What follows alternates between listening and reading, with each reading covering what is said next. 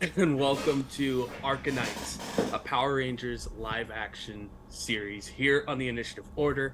I am Will, Arclight Court. I will be your game master for this evening. And joining me are 5 teenagers with attitude? Question mark. As we get to introducing everybody, go ahead and give your name, where people can find you on social media, and give your character's name, not their ranger color yet, as you are not yet rangers. And we will start with Brandon. Hello, everybody. It is I, Brandon O'Brien. I am a poet, writer, and game designer from Trinidad and Tobago. You can find more about me on Twitter at The Rising Tides, and I will be playing Marcia Ambrose. Wonderful. Next, Pluto. Hey everyone, I'm Pluto. You can find me everywhere at Pluto Cleric. I'm usually running something either on my Twitch or on Initiative Order myself. I am going to be playing Frankie Oliver, and their pronouns are he, they. Up next, Krimsin. Hey y'all, I'm Krimsin Galaxy. That's Krimsin, because I'm not me without a little bit of sin. My pronouns are they, them, she, and they, and today I'm playing Gina Garcia. Pronouns she, her. I love Javante. I can't follow that intro. Hi, everyone. My name's Javante. You can find me on all my socials at Javante, and I will be playing Dior. Pronouns are he, him. And next, Alec. Hi, everyone. I'm Alec, or Alec the Bard. I am a ballroom dancer by day and content creator by night. You can find me everywhere by Alec the Bard, and I will be playing Peter Hintz. Pronouns he, him. And again, I am Will, the game master for tonight, Arclight Court everywhere. And let's go ahead and jump into our intro for ArcaKnights, a Power Rangers live action series. Let's go.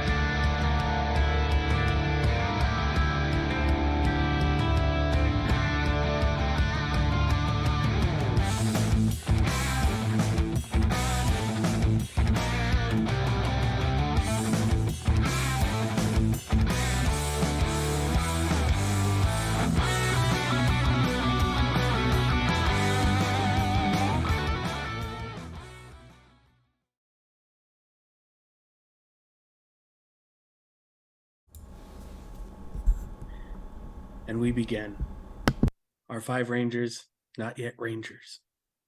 As you all find yourself in a point of pleasant sleep, the night before your freshman introduction to the University of California, Angel Grove.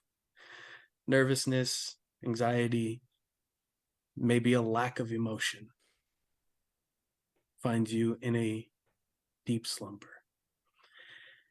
As you all share a dream. As swords clash against shields, spells can be seen flying across an ancient battlefield. Large, looming shadows of mechanical and animalistic roars battle above you. Like thunder across the battlefield. You look across and notice a gold and silver-robed figure moving through the chaos. The gold staff in their hand is raised as the enemies on the battlefield are turned to stone in a blinding gold light, leaving only you and a handful of others. You feel yourself called to return to a place to protect it, as the evil here may be gone, but there is still much more on its way. You look to those around you. There's a familiarity between each of you, but you've never seen this person before. You've never even been in this place. It's ancient and old. And as you move through the forest into a cave that drops beneath the ground level, you awaken. Early, bright, sharp, Dior. Go ahead and describe your character for everybody. Dior is a little small for his age. He seems very a person of dichotomies. He, from outward appearances, looks a little bit soft, but there's a rigidness to how he moves. His hair is kept very long and held in a dreadlock, which he's ponytailed out. As you see him kind of trying to pull on clothes, he's very conservative in how he wears things. Everything that he puts on is baggy and seems to cover him more like a blanket than as actual clothing. And he kind of stumbles as he walks, as if he's not really sure how his feet should be planted. But as soon as he gets his footing, he rights himself, stands rigid. Right. Just get the jitters out.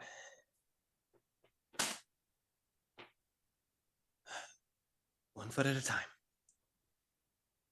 And you see As him you grab start- a little hat and just pulls it on. As you start getting ready, you hear a knock on your bedroom door. Yeah, come in. Door opens and your father walks in. Darren is in his early 40s, already in his attire for the day.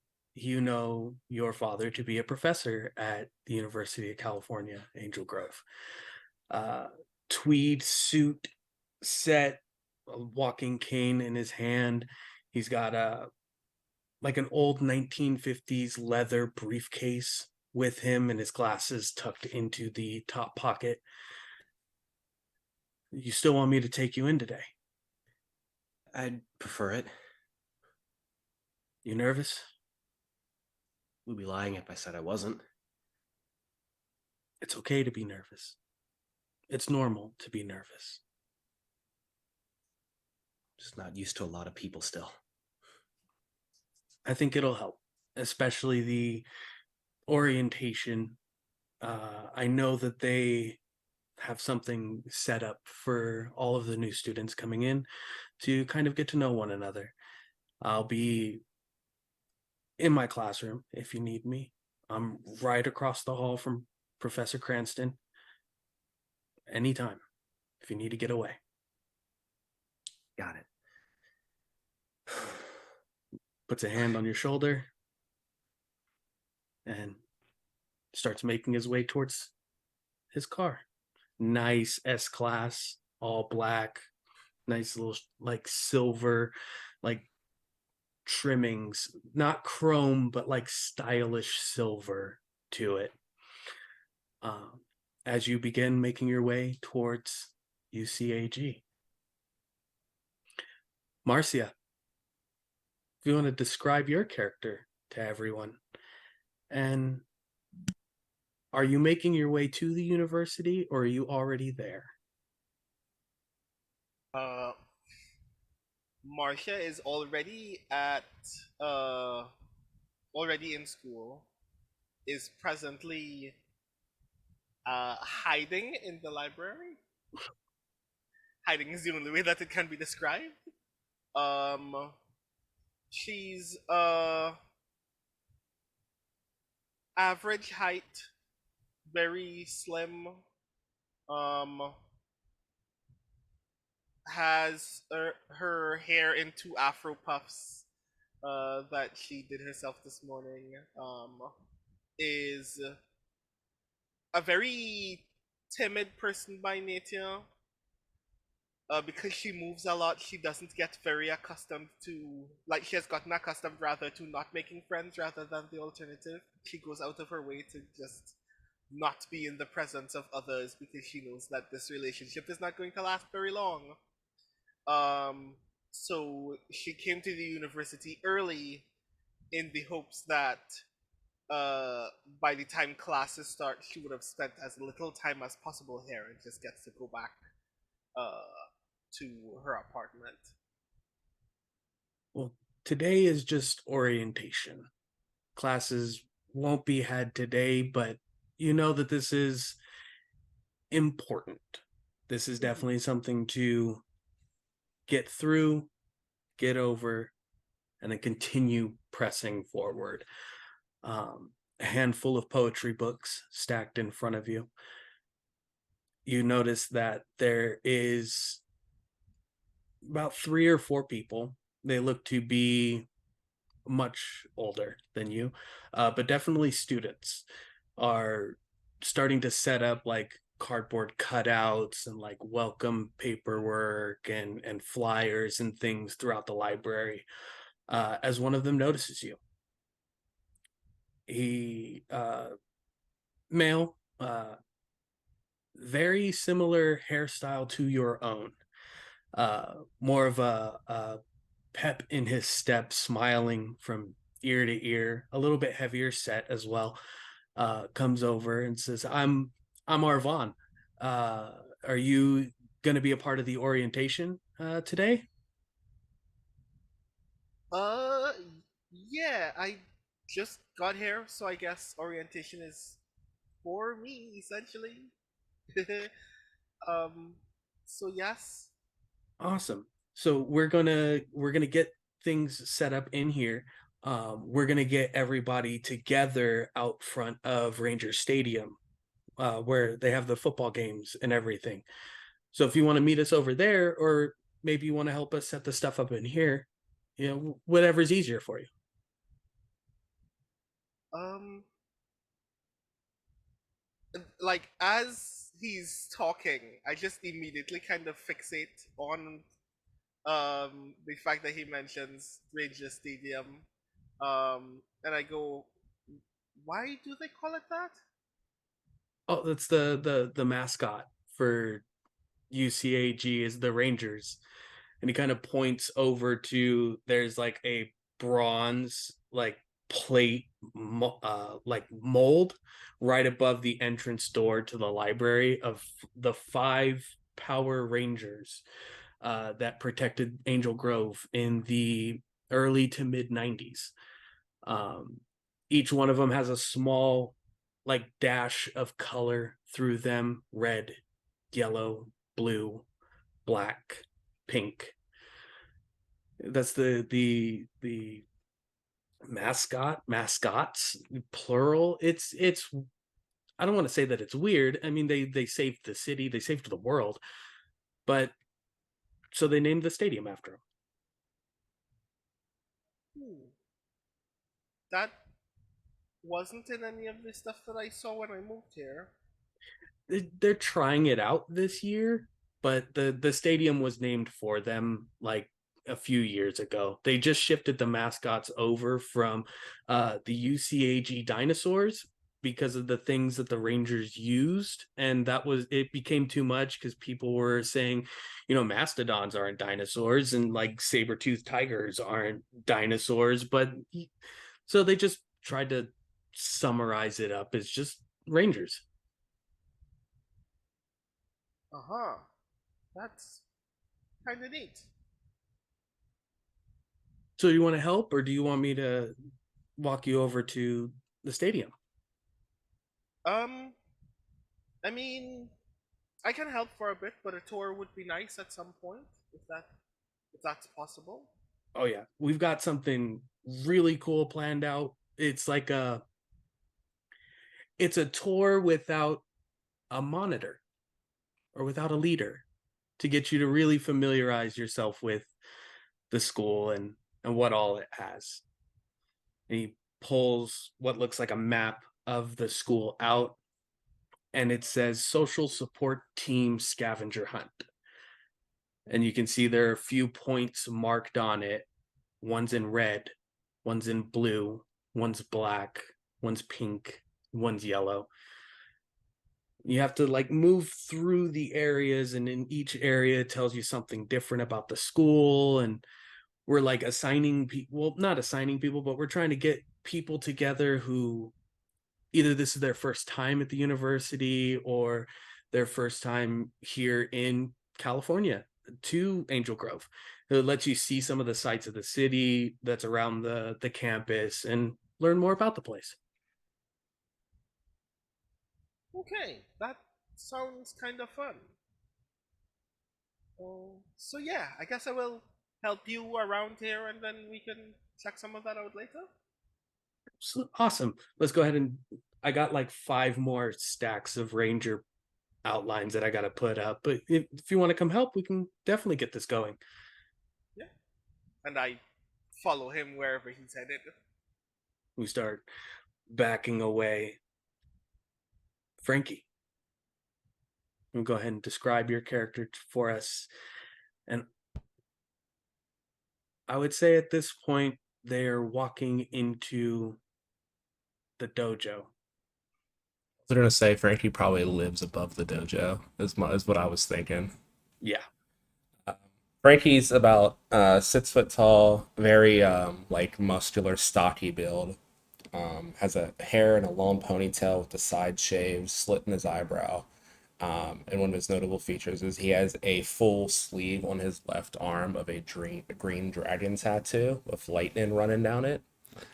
Um, yeah, he probably crawls out of bed after that dream, just kind of shaking it out kind of gradually. His room still probably has like a bunch of boxes that he hasn't opened yet from his move. And there's 2 piles of clothes at the moment, one dirty, one clean. Just grabs two of the items from the clean pile, throws them on, and goes starts to get the dojo like opened up for later after school. And then he probably is gonna go on a run before he has to get to campus. So just throw on some athletic clothes, go on a quick run, lock up the dojo, and then start heading to campus. When you come back from your run uh, to get changed and kind of get ready, you see there is a package just outside that was delivered while you were gone. On the top of it, a familiar name to you, your sponsor's name, Okay. Professor William Cranston, the address of the school there, and then the address to the dojo with your name on the top. Okay. I'll take the package, set it up on the front desk, like where the reception area is, and just open it and see what's in it. As you open the package, there's a lot of like fragile, careful, caution stickers on this long box. As you open it, you see that there is a wooden weapon presenting stand. Okay. And as you take it out, there are 4 distinct pedestals on it. And at the very bottom, there are 4 wooden boxes, folding, closed over. 3 are roughly about the same size. One of them is much smaller. Okay. And a note inside. I'll read the note. I'm sure this is going to take some getting used to. Your uncle took a little while to adjust to everything here too. These were some of the weapons he trained in. I feel that it only is right that they should be presented here as well. I'll see you later today, Professor Cranston. He reads the note, sets it down, sighs. I haven't really needed any weapons besides these before, but I guess. And he takes the stand and like sets it like on the reception, like on the front of it, and starts pulling out the weapons to see what's in there. The first box opens to a very fine and elegant, like daisho blade. Okay. Wrapped around the handle is this green, like silk to it, with a large red orb set into the handle. The next one that is opened is a smaller, like fine wakadashi, short ninja blade. There seems to be like a dremeled flute through the handle or sheath of the blade itself. Again, this emerald green symbolism on it. Next is a falchion with white handguards and a small tassel off the end with a tiger's head carved onto a white bead. And the very last one looks to be almost like a fencing foil, and detailed and dremeled across the handguard is almost like a prehistoric scene of like several dinosaurs moving across it. This one wrapped in black leather.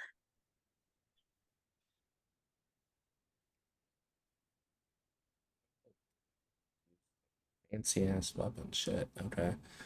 Starts pulling them out reverently and starts placing them on the display thing, and then like I'm assuming he'll like go to the back, grab some stuff from the supply closet, and like hang it up on like the wall behind the desk, so it's like the first thing you see when you come into the dojo.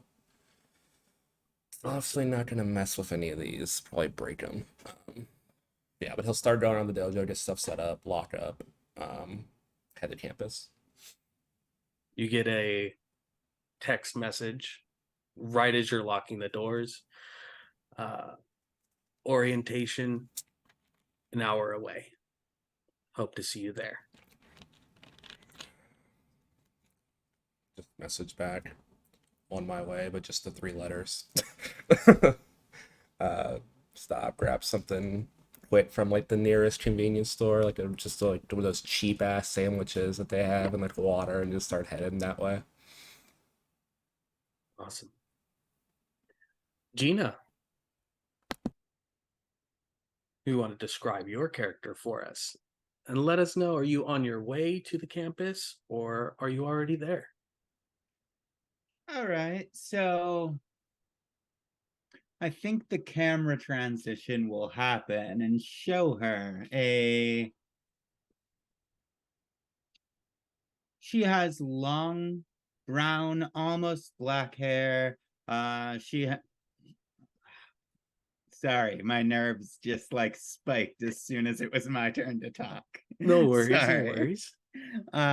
Yeah, so she has like long black brown hair, and she honestly just like kind of looks good wearing like a yellow tank top and like some essentially like baggier pants, just because it's comfortable to run and jog in them, because like she's actually just like taking a jog around the campus right now, just looking at everything, getting a lay of the land, looking at all the buildings, trying to figure out where all of her classes are for when that actually starts, and like all of that, like trying to figure out what building is what class. Awesome. So just outside of, let me pull it up real quick. Just outside of the University Trade School Robotics and Engineering building, you see there are people setting up some more of these cardboard cutouts that you've been seeing around campus. It's roughly like a human person outline, and then just filled in with a singular color, either red or pink or black or blue or yellow, just kind of set up, and they all seem to be like pointing in different directions. Just outside of that area, you see there's a group of people who are trying to get one of these cardboard cutouts set up. It's like this green, it's like the outline, but it's in green. And somebody in the group goes, "This wasn't one of the colors we were supposed to bring, huh?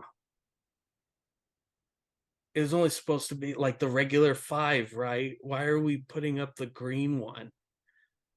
And then one of the other ones looks over and goes, "This is supposed to be like this is specifically for the like engineering program and the trade, trade classes. It's like the specialization, like the Green Ranger was. He's a big giant dragon, fight people on his own. Like this is their special kind of thing. They look over and they notice you and they go, don't tell anybody. It's like a scavenger hunt thing, and like nobody's supposed to know what all the colors mean.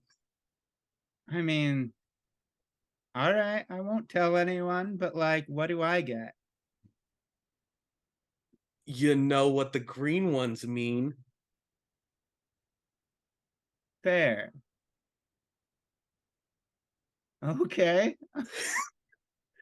The one who kind of like piped up and said, you know what the green one is. You've seen them before when you signed up for the engineering courses. Their dad, this is a male figure, black hair kind of like spiked up in the back and like messy towards the front, very slender, wearing like a white vest over a black button up with a bunch of like battle patches of different bands on it. You know that his dad owns the like arcade juice bar here on campus called Bulk and Skulls. And he's like kind of knows things, kind of doesn't know things, pretends to know things, might be right sometimes on the things he knows. It's kind of back and forth. All right. Everybody calls him Bone.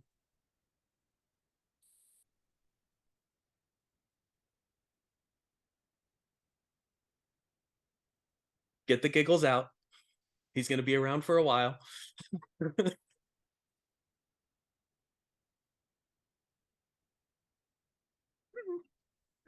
Oh my God.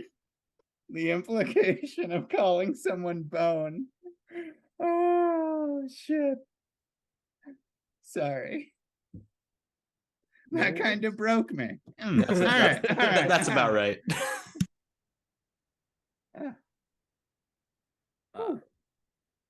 But he's like, you're going to the orientation thing today, right? Yeah, I'm supposed to go there. Do y'all need help with anything? Maybe, but I would know more in front of the stadium. Oh yeah? You don't need help moving anything over there or anything? Because that's where I was going next. I'm gonna be in there for some of my classes, so I was just checking out the building real quick. Looks back at the pile of like green cutout people. No, I think we got it. I think this is where it's supposed to be. I'm pretty sure this is where it's supposed to be. If it's not, hey, it's a cool place for people to come look at cool stuff. Yeah, I feel that. Like, give people some sights to see. Exactly. Come check out the engineering program and the robotics program and the automotive program. Like, there's a lot of cool stuff. Come on, let's go take this stuff inside, and like turns beet red and starts moving into the building. All right. Well, it was nice meeting you. See you later. Like haphazard wave behind his back as you begin making your way towards Ranger Stadium. Peter. Yes. Before you describe your character. Oh no. When you wake up, there's a text message on your phone. Okay. An old friend. Okay. Jameson texted you and said, hey, all the guys from the team are gonna go check out the Ranger Memorial up in the mountains after the orientation. I know you're not on the team, but I mean, you're always on my team. So Peter like looks at the text message and like starts typing and then just deletes it and locks his phone. And Peter's about 6 foot. He's a little bit stockier, like athletic build, but like he used to work out, and so like he still got like the shape, and he still got like a lot of the remaining like tone, but he doesn't do so much anymore. And so he gets to the edge of his bed, kind of runs his hands through his black hair, and rubs his knee just a little bit as he grabs the brace from the nightstand and wraps it around his leg. And gets his jeans and just a t-shirt and a flannel, and heads to school, I suppose. Just after you finish getting ready, you get another text message. All right. From Jameson again. You don't have to if you don't want to. I just figured you should be invited. He takes a second to pause, and he just texts back, "I'll be there," and then that's it. Like no punctuation, no emojis, nothing. Just "I'll be there."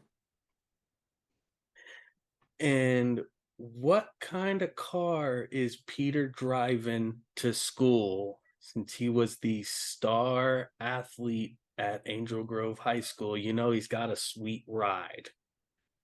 Or maybe Ooh. was a sweet ride. All right. I think he would drive. You know what? Just because this is fantasy. He has a black '67 Impala. And it's Yes. seen better days. It's seen better days, but it's his. It's already got his backpack in the back seat because he never took it out after he graduated. There's still some notebooks in there, I'm sure he could use. But yeah, he's got a '67 Impala sitting in the driveway that he's going to take to school.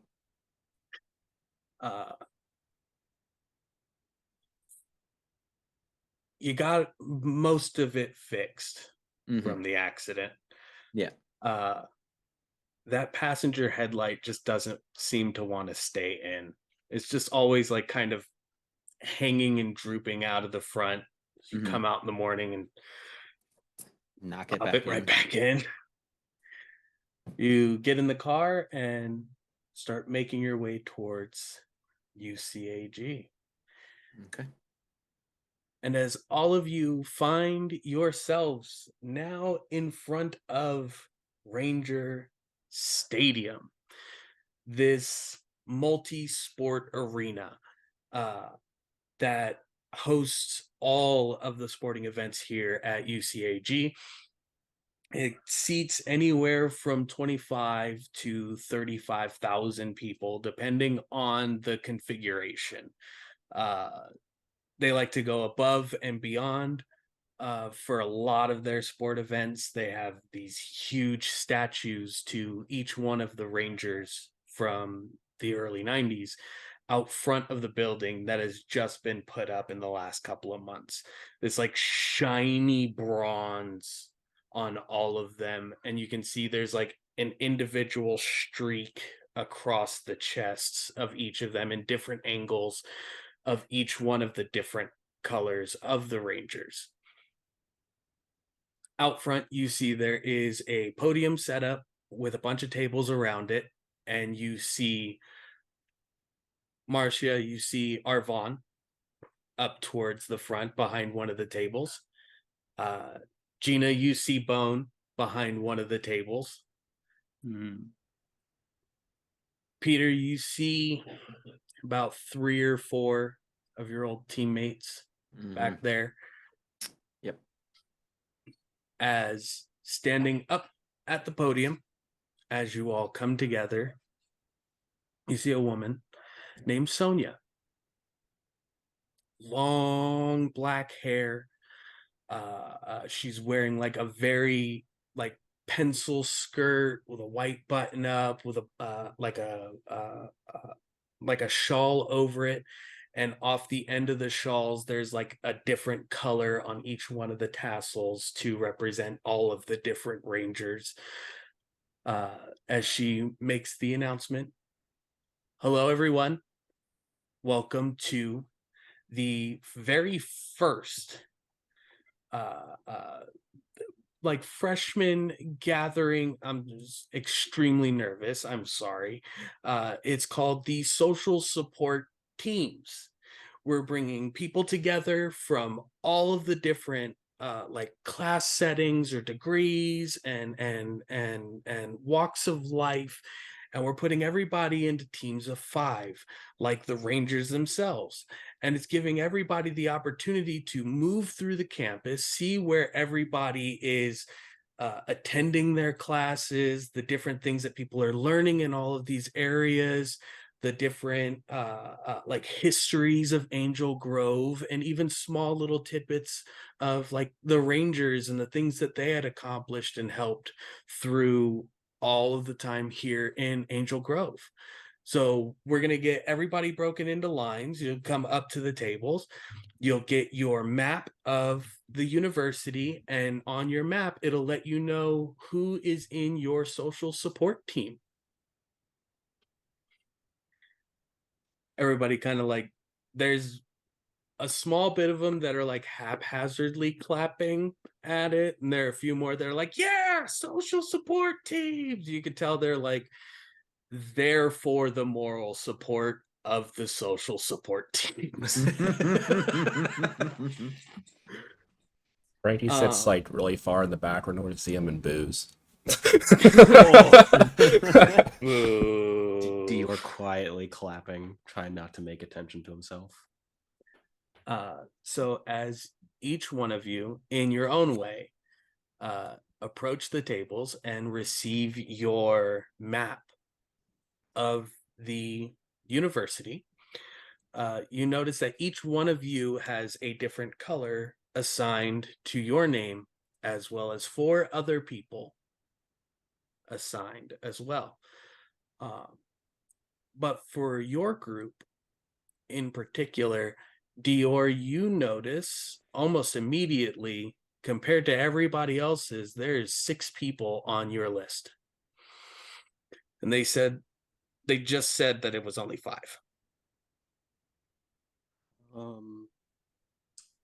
Math's wrong. That doesn't add up. As you were the first one to get the map, Bone looks over at you and like looks left and right. I mean, the guy signed up, and I don't know if he's here. He hasn't responded to like any emails or anything. We didn't have a team to put him in, so we figured, you're professor's kid. I mean, it might be good. He might be in one of your dad's classes or something. So we just kind of, I hope it's not, I don't think it's a bad thing. I mean, the Rangers had 6 eventually. So maybe, he can show up and be your 6th. It's a slow nod from Dior and just trying to be agreeable as opposed to anything else. That makes sense, I guess. Yeah. As the rest of you start to receive your maps, you notice the same thing. And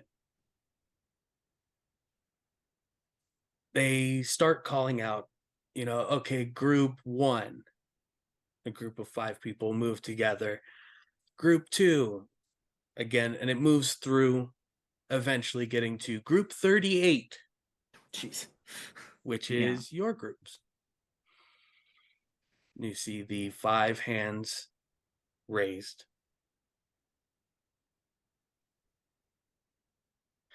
All right, so on the maps, we'll give you your points of interest, and for every point of interest gathered, whoever gets them accomplished with before the sun goes down tonight gets first pick on parking spots or gets first pick on dorm room assignments. You get to room with your friends or park next to your friends, get carpools together, have a good time. This might be an all-day thing. It doesn't have to be an all-day thing, but you could take it at your own speed. What time is it actually? Like, So it's like 10 in the morning. hey, Ayo. I raise my hand when she says the prize. Yes. I don't have a car and I have a place. Can you just like upgrade my food pass or something? We can definitely look into that, Okay. but you got to get the points. Okay, sounds good. Just want to make sure there's something in this for me.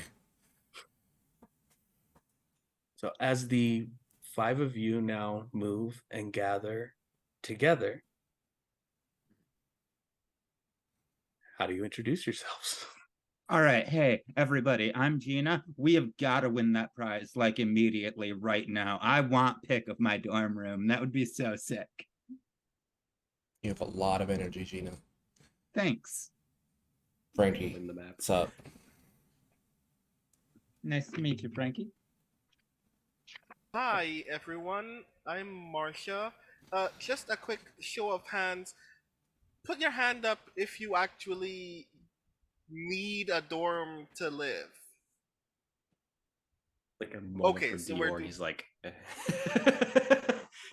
Okay, so I just wanted to make sure, because I'm fine, but if you absolutely need it, we can put the effort in. Yeah, I definitely need a dorm to live. I came out here and like literally I don't know anyone. I don't know where I could go. I just want a nice place to stay. fair enough. I mean, I'm Peter, everyone, and I could use the parking spot. So What's up? I mean, I was able to get an alternative thing, so I'm sure if either of those options don't work, you guys can probably figure something out too. I mean, I have a potential solution, but we can figure this out first. Now let's just get this force bonding event done, and then we can see what we can do afterwards. Cool. I mean, Well, if this takes more than like a couple hours, like I'm a tap. I'm just say that. Yeah, I'm not gonna be out till night with new people, no events. I don't know any of you, and I have work at I have to open my dojo at like 5, so yeah. all right. Also, Well, this I entire already got event one of the sounds- points. Oh ho! Yeah, I was checking out the campus earlier and I overheard something I wasn't supposed to. Then I kind of like, I don't know, they were embarrassed about it or something, so they turned red and walked away afterward. But like, I heard their conversation and I know one of the points. I just don't want to say it out loud when other people are in earshot because I want to win this. Oh, well, lead the way. Dior Yeah. quietly raises his hand. Dior, by the way. Oh, nice to meet Nice to you, meet Dior. you. Sorry. Into the back.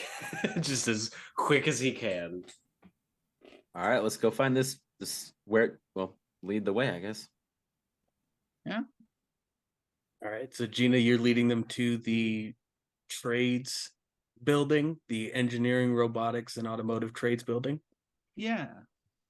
Alrighty. As you begin leading them that way, you notice that the other groups, some of them have taken off in full sprint in several different directions. Others are still like malingering around the beginning area, not really sure of where to go or what to do.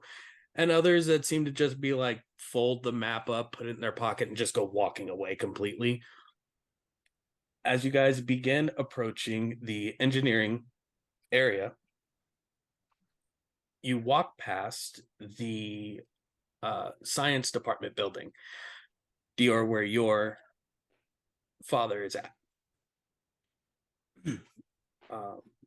Looking over the area, you can see there are some signs outside of the building, but nothing that screams come in here. Really, it looks like it might be closed or locked off, but you have a key card to get in to see your dad if needed. Just kind of a moment's pause, looks at the others. I don't know if they put anything where Dad works. but you know, if we want to check it out, we can. Does the map have this building marked on it as one of the points of interest? Give me a alertness roll for me. First roll, let's Sure. go. That I believe is a D4 edition for me.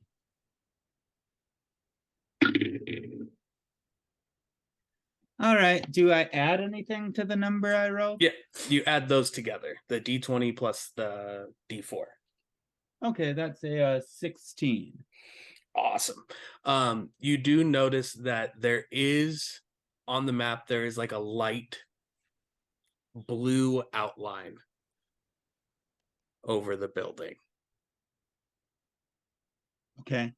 It does look like there's like a blue outline around this building, so we can check it out if you want. We'll see how Dad's doing. Yeah, we could pop in there and see if maybe it's a point that nobody else has found. Pulls especially out if we the got- pulls out the key card, presses it. As you set it against the door, you hear the chime on the door. Unlock it. As you enter in, don't hear anything on the first floor. Your father's office and classroom is on the second floor. As you begin making your way towards the stairwell to go up, you are now noticing there's like a Blue Ranger picture put up on the wall, and then like arrows pointing down the hallway. Maybe whoever was supposed to finish decorating the place didn't get to the first floor and ran back to the start before anything could get properly set up. But nonetheless, you guys start making your way down the hallway to the first open door there, which is Dr. William Cranston, professor of robotic theory. There's a moment that Dior kind of straightens a bit more, like tries to put on a bit more of a almost serious air about him. Oh, right. Kind of forgot about that. I just walk right in. I don't even knock. Be like, yo, Will, you in here? I need. So you're just walking straight I'm in. just walking straight in. I don't give a fuck. What is your evasion currently? Oof. Hey, yo, what? 15, Well, all right. 15? 15? Okay. Mhm.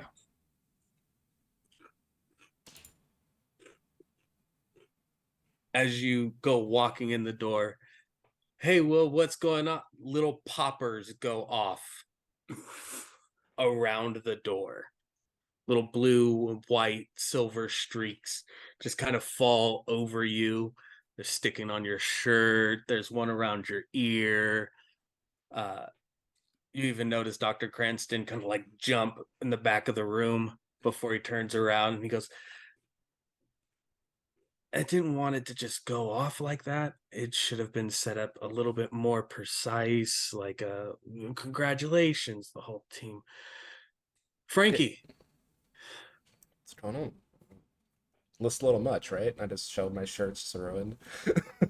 Dior peeks in a little bit. Sorry. Dior's with you. That's good. This is a good pairing. I like this. Whoever set up the social support teams, this was a great idea. Oh, you There's know, others. you know him too? Okay. Everyone, this is Professor William Cranston. He's my sponsor here, and it seems you know him too, Dior, somehow. Yeah, yeah. Dad Me and his him- dad work a lot together. Yeah. Gotcha. His dad helped me with the personal protection field in Angel Grove that we developed at Hart Industries after the incidents in the past with the Rangers. And we wanted to make sure that there wasn't going to be as much collateral damage to the city as there once was before. It hasn't needed to be used, but it's in place and it keeps people safe. That's really cool. Like, thanks for making that. Hey, I'm Gina. I think I'm in one of your classes. You actually are. You're in the Advanced Engineering Robotics course. This is robotic theory, presenting over mainly like the robotic theories of law and artificial intelligence and things of that nature. Not so much hands-on with robotics, but it's definitely a good thing to keep the mind going. Helps present everything. And Cool. yourself, as the professor gestures to Marcia. Hi, hello, Marcia, Ambrose. I don't think I'm in any hard scientific theory courses this year, but it does look kind of interesting. I can almost guarantee you that if there is an idea to apply to any kind of robotics, you can find it here. And if you have one yourself, you're more than welcome to come in and present it. And we can see if we can come up with a way to apply it. Neat. I'm more of a poetry gal myself, but this is really interesting. Thank you. And you're Peter. Yeah, You I'm Peter. Nice to meet you. Angel Grove High. Yep. Last year. Yep. That's me. Yeah. I'm an alumni from there. Oh, great. What year? 96. I think that's when I was born. But, dang. Cool. Isn't that when the superheroes were active? They were like 93 to 98, 99 in the Angel Grove area. There are noted interactions of them in other places throughout the United States, as well as, in other countries. There was even an entire country that existed above like the skyline that was theorized to be Atlantis at some point in time, but then was realized to be some kind of animated like wildlife preserve that was raised into the air by some geomagnetic thermal energy and kept it aloft for a long period. It's still up there, but it's not really like like people can't really live up there. The thinner air, it goes into this long stringed out like survival explanation of living on Animaria, a floating continent above the planet. So like you would have to Frankie's acclimate. eyes glaze over a little bit. And I'm like sitting there listening intently. Like, so to live there, would you like have to acclimate on the top of a mountain for a couple months before you could even move in? I don't even think acclimating at the top of a mountain would be possible for that. You would need to have already been there and become acclimated to it. The atmospheric pressure and the changes in temperature. It's almost like sub-zero up there while also maintaining a level of humidity Dior for other raises people. his hand. That's cool. Yes, Dior. We have to find all the other things to get a dorm and parking spots. Shit, yeah, you're right. He pulls the top drawer out of his desk and hands each one of you a blue like silhouette to put the sticker onto the map. Right. Of course. One down. Blue Ranger tech theme, of course. Do believe that the black one is in the Oliver Paleontology Center. It's currently under construction, so it might just be outside. They might have a table set up, but if you're trying to get a head start, that's where I would head. Oh, Uncle was in the paleontology. Would they name the wing after him? Yeah, I was going to talk to you about that later. Is this new? Just this week. Okay. Good to know. And about acclimating to the university, I know Dad's helping me out, but can I come see you as well for anything? He smiles, comes over, he puts a hand under your shoulder. I've known you since you were very young, Dior. You're always welcome here. Thanks. Pats your shoulder again. And all of you, all are always welcome. Of course. Cool. All right. I appreciate it. I mean, honestly, this town seems really nice so far. I kind of like it so far. One of the great things about Angel Grove is, as exclusive as it is to be here, they've become one of the most inclusive places to be. Cool. Now go All get right. those get your Yeah, parking spot let's- in your let's- dorm, and Head over to the Paleontology building. Yeah, Thanks so much. yeah, I'll see you later. We'll stop by before we leave campus later.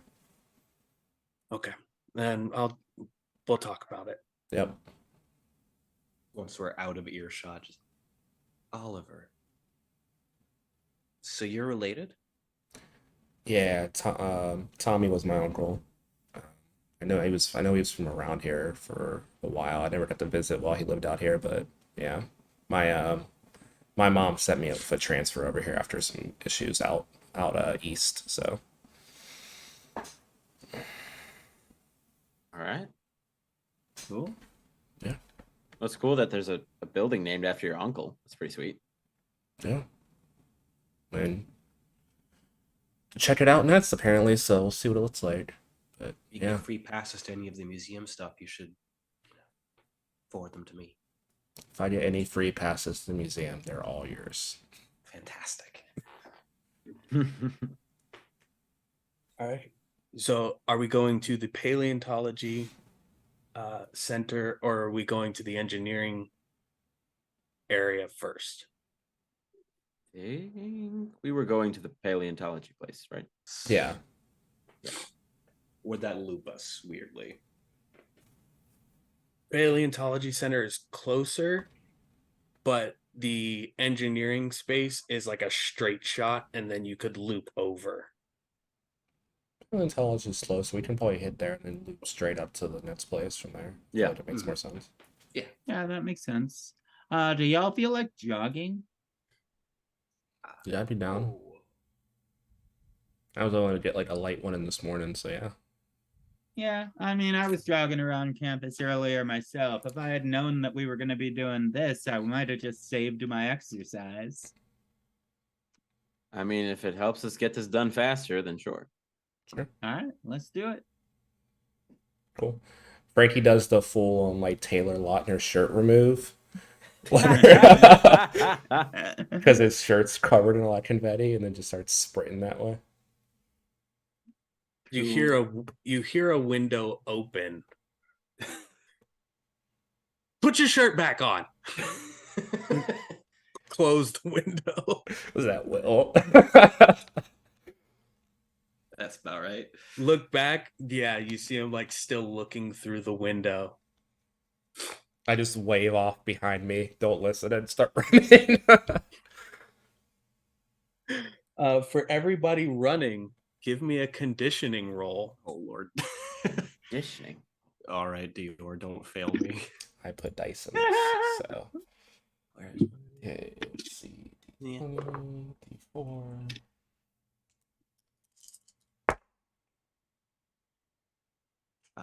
No specialization. That is a 19. No change. Submit. All right. 19 for Yeah. Frankie. I have no idea what the difficulty value is. I Difficulty is 12. oh You can also just set whatever and it'll still roll it regardless on the roll 20, so. Nope. I believe hey, a 19. you did. You Hey, to be did one better than me. Hey, to be fair, I almost failed. It was a 2 for a second and rolled over at the last second, so. I got a 4 on my 20 and a 1 on my D2. 6 in total. I got 5 total. Marcia? Oh, I'm not running. I watched this happen. Okay. Run. If you are watching this happen, Marcia, give me an alertness roll. Okay. Peter, what did you get? 19. 19? Yeah, this relates 3 of our 5 ranger jots. Gina, warmer than it was this morning. So there's like a little bit more heavy breathing to this. You weren't anticipating actually running with this. Mm-hmm. Dior, running is not in your wheelhouse. You want it to be, but it's not. I'm trying, man. Frankie, you got this. You're good. Waving the shirt behind you like a runner's flag. Peter, it's been a while since the injury. Mm-hmm. And it's not that you've been favoring the leg, but it feels better. Oh, okay. Yeah. It's doing what you are asking of it. What did you get on your alertness, Marcia? 12. 12. Okay. Mm-hmm. With your 12, you do notice somebody roughly about 20, 30 feet away from your group by themselves with a map in their hand. Olive toned skin, very short cropped hair. They're wearing like just a white t-shirt, black like leather jacket over the top of it. And they're like looking at their phone while looking at the map, and then they look up at the group of you going, and then goes back to looking at the map and then looking at their phone. Mm-hmm. I walk up to this person. Hi, do you need any help? Are you also here for orientation things? I guess I'm supposed to be with group 38. And I was like kind of pointed over where they that's went. you. We're group 38, but it's only supposed to be 5? Yeah, they said that they didn't have another group to put me in, so they just kind of put me in with you guys. I was a late registry. I'm Nikos, and he extends a hand. Hi. I'm Marcia. You're cool to join us. We just got one of the clues done. In fact, just come along, and I call back to everybody else to draw their attention. Frankie and Peter are gone. So yeah, two of our group has taken off, unfortunately. But here's this is Gina and this is Dior. Hey, you found the other one. Awesome. I'm back. Yeah. Now you know Hey. why I don't like running. I'm better at it than this. I just already ran today and my cardio is dead. I can't help it. Listen, I'm wearing acid touch jeans and a falling in reverse shirt. What do you expect me to be doing? You know, it happens to the best of us, honestly. Not everybody's really built for it. But hey, if you want to do it, just do it. Nikos. I mean, I'd do it. I'm not really built for it. Like, these things are way too big, so they kind of throw my back out. Fair enough. Dior. You see him hold out his hand. Shakes your hand. Reaches out for Gina. Nikos. Gina. Nice to meet you. Nice to meet you too. So they just, is that normal for them, or are they going to the next clue thing? They're going to the next one we were trying to go with, but like, yeah, it didn't work out so well. They're the athletic ones. I mean, you are too, but they're, you know. I mean, I need to get back into my training for sure. I've kind of been neglecting it quite a bit, and I definitely need to get that back started. I think I'll stay with you guys. I'm not in the mood to chase down track stars, honestly. Fair enough. But we're all gonna get there eventually. Plus, since Exactly. we're still here, we can make sure that we get one of these stickers for you.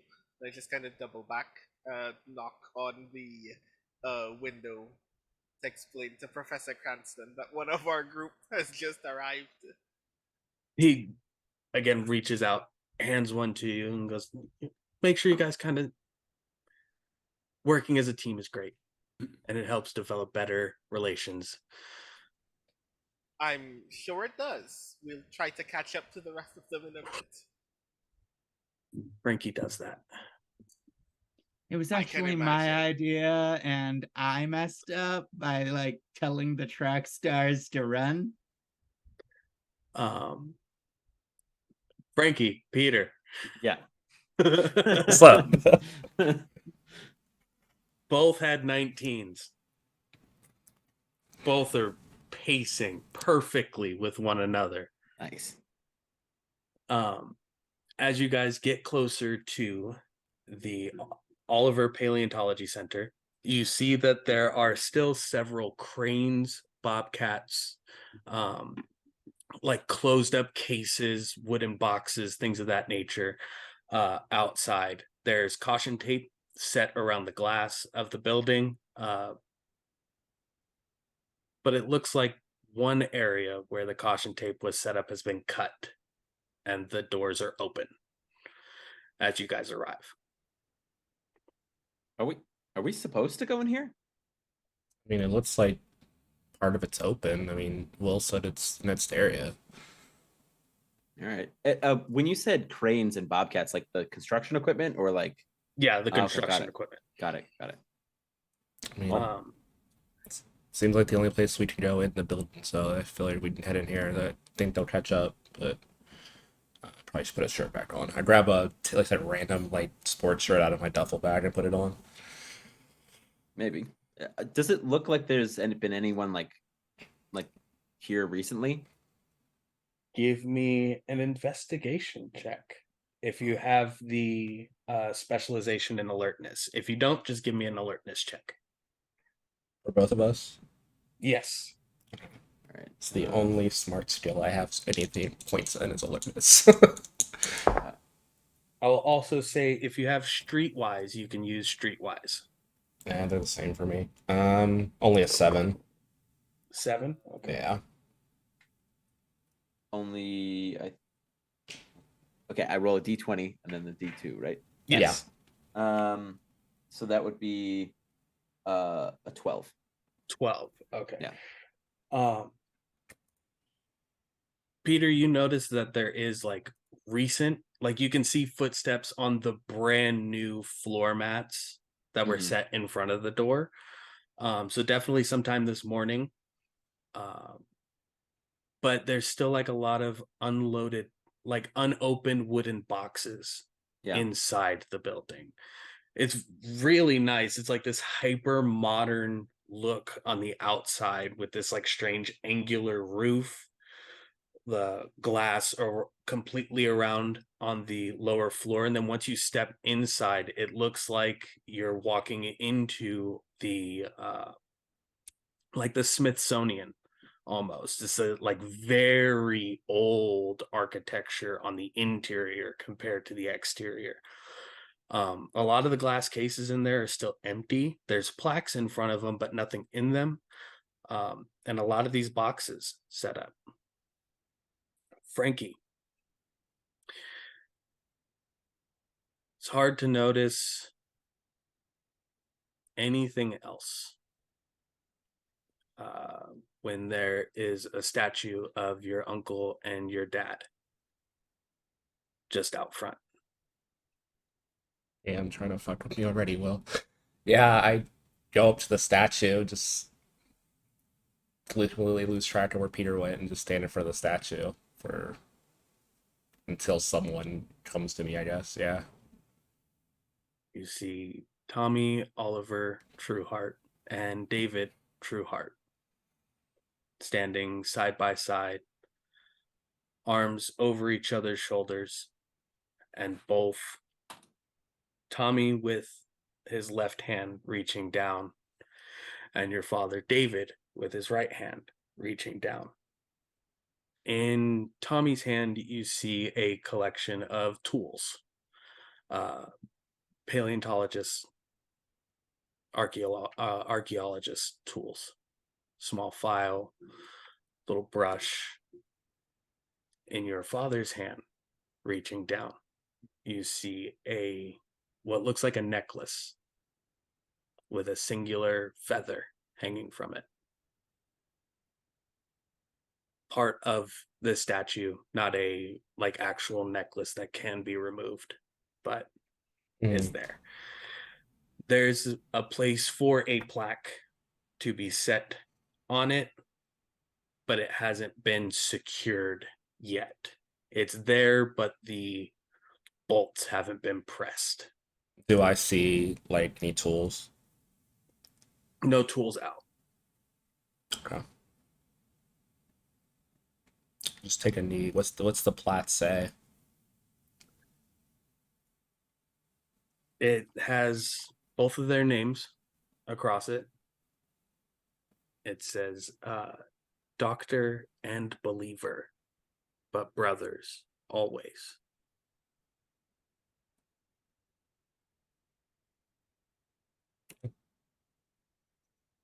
Look up at their faces, look that down at the plaque, and just kind of Frankie just completely zones out, just completely disassociates until everyone catches back up to the building. Peter's probably been asking questions about what we're supposed to be doing here, and just kind of there's talking to himself. Nobody else in and the building. I didn't even make it all the way. I made it just inside the door where the built statue was, and then stopped. I'm probably a hallway down, being wait. Oh. One thing that you do notice, Peter, as you realize that Frankie didn't come in here with you at all, is behind one of the glass cases, there's a large hole.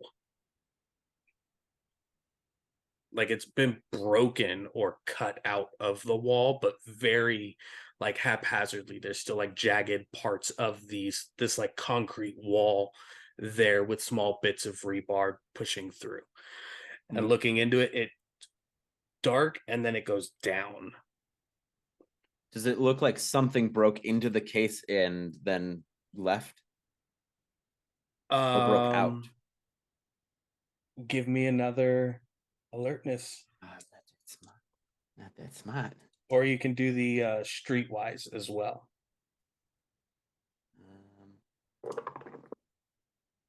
Oh boy. That's a 6. Something happened there. You don't know, maybe it was an accident, or maybe that's part of the expansion going through and they haven't finished it yet, and that's why it's still cautioned off. The glass case doesn't look to be broken, but it is behind this large glass case. I guess I'll get as close as I can to see what I can find. You head over, kind of shift behind the case. There's enough room to stand there, but it's a squeeze at first. You look through. There's a mountainside that begins at the back of this building.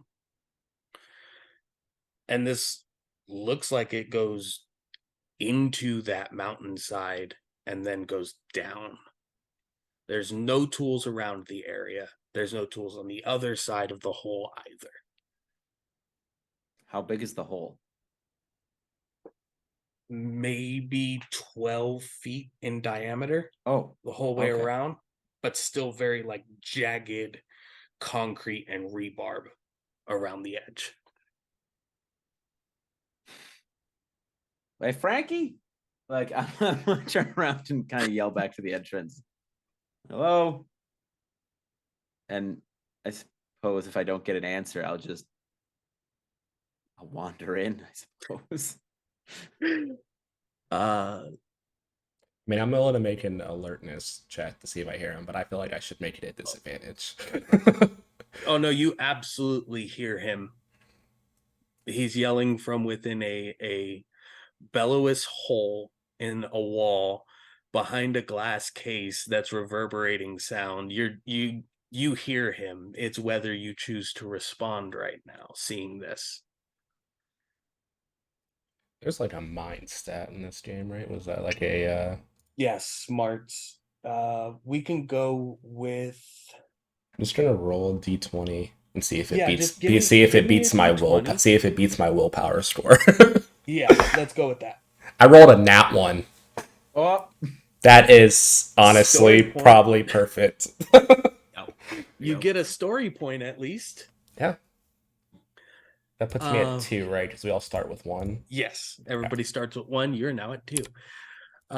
The rest of you, as you're approaching the Oliver Paleontology Center, you do hear Peter yell out for Frankie as you see Frankie in front of a statue of 2 men.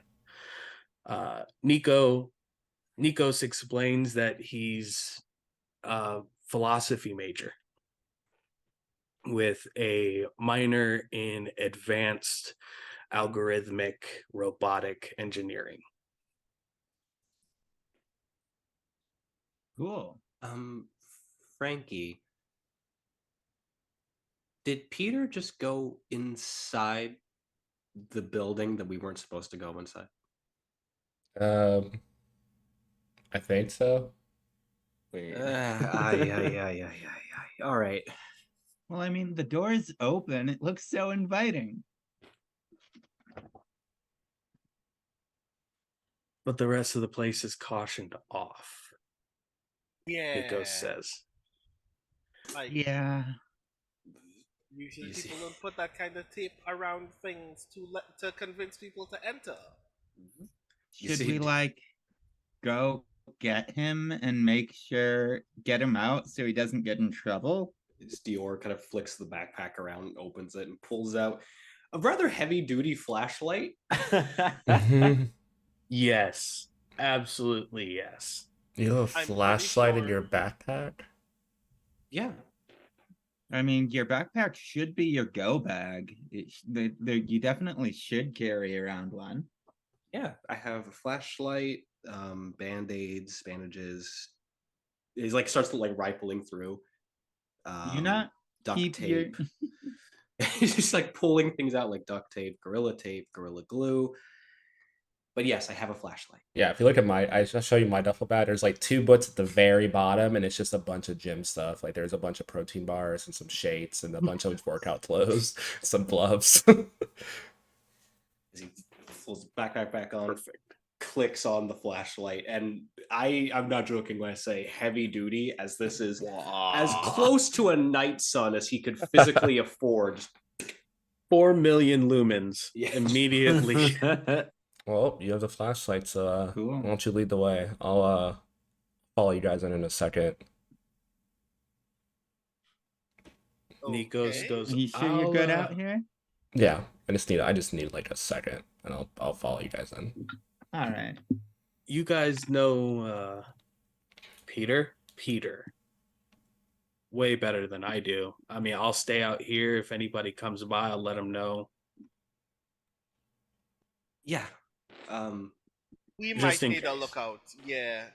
I'm pretty sure we don't win this contest if one of us breaks school guidelines doing it. Yeah, So- I don't think Hmm. that's a winning point there. I'll keep watch. You guys go ahead and get your friend. Yeah, why don't you head back outside and then let us know if anyone's coming near. Yeah, I got you. Dior just heads in, just kind of mumbling, yeah. All right. I give them like a little bit of a head start, take like one last look at the statue, and then follow in. Does anybody close the door? I'll close the door. That's the last one in. Okay. As you close the door, you hear it lock. Oh, did that Ruh-roh. just? That's I don't think any of you would know it locked because I went in. Yeah. I went in a little after you guys. So Oh yeah, you're right. I just look at it for a second. I'm like, I start trying to open it back up. Does it not? Is there no lock on the inside? Oh, fuck. Okay. You do know that Dior does have a key card that gives him access to buildings that are on campus. Hopefully the kid can get us out of here because that's bad. Okay. I'll jog ahead of the group. Guys, the door locked on the when I followed you guys in. So hopefully your thing Dior will get us out. But yeah, we're locked in for the moment. Peter! Pete! Are you in the tunnel? Yeah, I would have just walked in. Just walked right into the tunnel? Just Yeah. keep going. By the void of illumination, do we see the tunnel? Yes, you do see the tunnel. It takes a little while, I will say that, because you aren't aware of the tunnel entirely. You just heard Pete yelling. All right. Just got my phone flashlight. This building is a lot bigger than I thought. But eventually you track it down and find where he's at. Peter, I need you to make a willpower check for me. Willpower. Yep. Willpower, you say? The DC is your willpower number. Yes. Okay. Where would I find that on my sheet? Sorry. Under smarts. Smarts. Oh yeah, it's right there. Okay. Yeah. So it'll be a D20 and a D2. got it. Okay, that's not bad. That is a 14. 14. Yeah.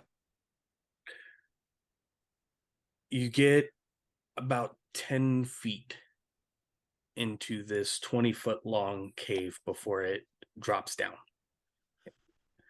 Oh. And this is when you notice it drops down at a very steep decline. And you start hearing noises. Sounds like old Viking war drums, like bannerets playing war trumpets, but it's close and not around you at all. It's like having noise canceling headphones on and hearing somebody play music next to you. So it like just drops. It's like a straight drop, or it drops into like an incline. Straight drop. Is there like a rock or anything on the ground near me? Oh yeah, plenty of rocks around. Can I just like kick one down there, see how like until I hear like when it hits the ground? Kick one down. Give me an alertness roll. Okay. Hang of this. Okay. And the rest of you start hearing that same music, noise. It's a 12. What is that? 12. It goes. And you stand there for a few seconds. And you know it's like 10 feet every second. 10, 15 feet every second. This is what? 1,000, 2, 1,000, 3, 1,000, 4, 1,000, 5, 1,000, 6, 1,000. You're not hearing it hit anything. But that noise that sound is now growing. Those of you still in the paleontology area, the wooden crates in there start shaking as this noise starts building and building and building.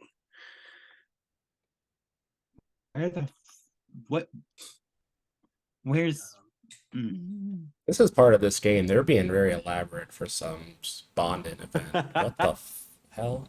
This is a lot of university money being wasted on a contest. Peter? Bright light behind you, Peter. It's almost like the brightest headlight you've ever seen on any kind of vehicle in your entire life. Oh my god. It's almost like staring at the sun. probably very disoriented as I'm at the edge of this cliff and I turn around and there's a flash in my face and there's loud music. Hello? Oh, good. Slowly lowers the flashlight a little Thank bit. you. I think my retinas are burned. You Oh. okay? Yeah, I'm fine. I found a giant hole. Can't see that. Like a sinkhole? I mean, it drops down really, really, really far. I kicked the rocket in here, it hit the bottom. This is a Paleontology Center, but that's a little excessive, don't you think?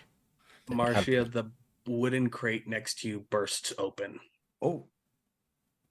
Frankie, the crate next to you bursts open. And you see pulling itself together what looks to be a cobblestoned Viking, samurai, Zulu warrior being formed out of these bits of clay and rubble as it snarls at the two of you. I'm pretty sure this is not prehistoric.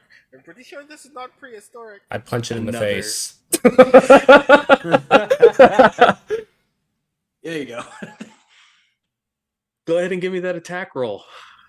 Okay, I do have a specialty in boxing, so The, D6. the dude I would take to a haunted house. D4. Let's go. This And is my exactly full who I little take to the coin haunted flip. house. So let me roll these. Let me see if the coin flip's necessary. It's not, so it's going to be a 15. 15.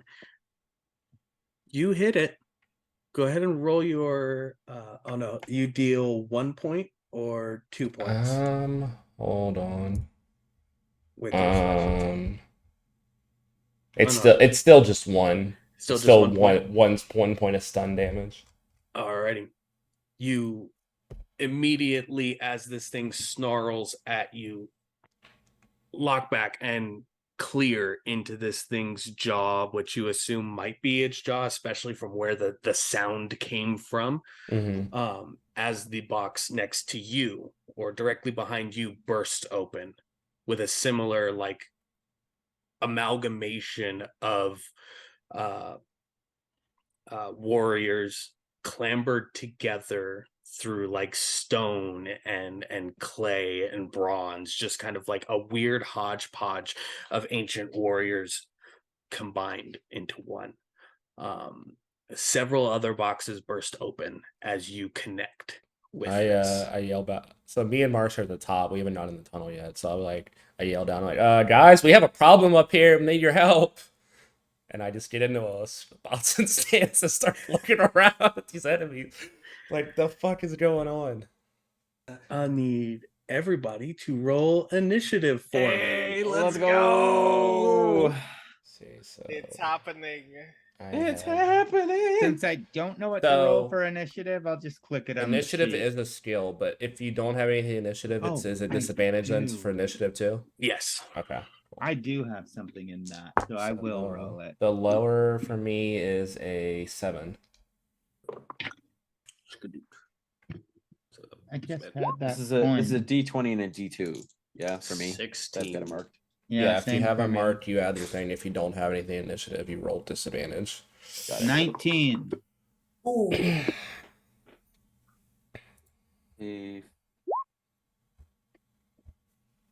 That would be 15 for me. All right. 25 to 20. No one. 20 to 15. 19. 16.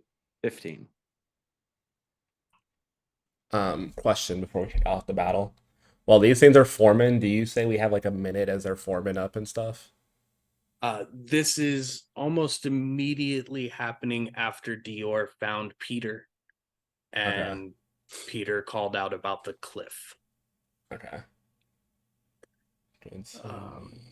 So I have Gina, Dior, Peter, 15 to 10. 10 to 5. Not fun. 7 as well. Alrighty. Good lord, we saw the thing happen. We were and we're in together. the worst combat position ever. Oh no! I mean, I punched the thing in the face and it didn't react, so yeah, that's about right. Just imagining you just like the Jackie Chan Adventures, just ah. I mean, I'm a martial artist, so I'm probably used to punching stone, but I am used to Yeah. it breaking. Yeah, Right. So- Giving a little bit. Now, with initiative rolled, 8 of these cobbled together warriors in the room start pulling and clambering out of each of the boxes that they were in.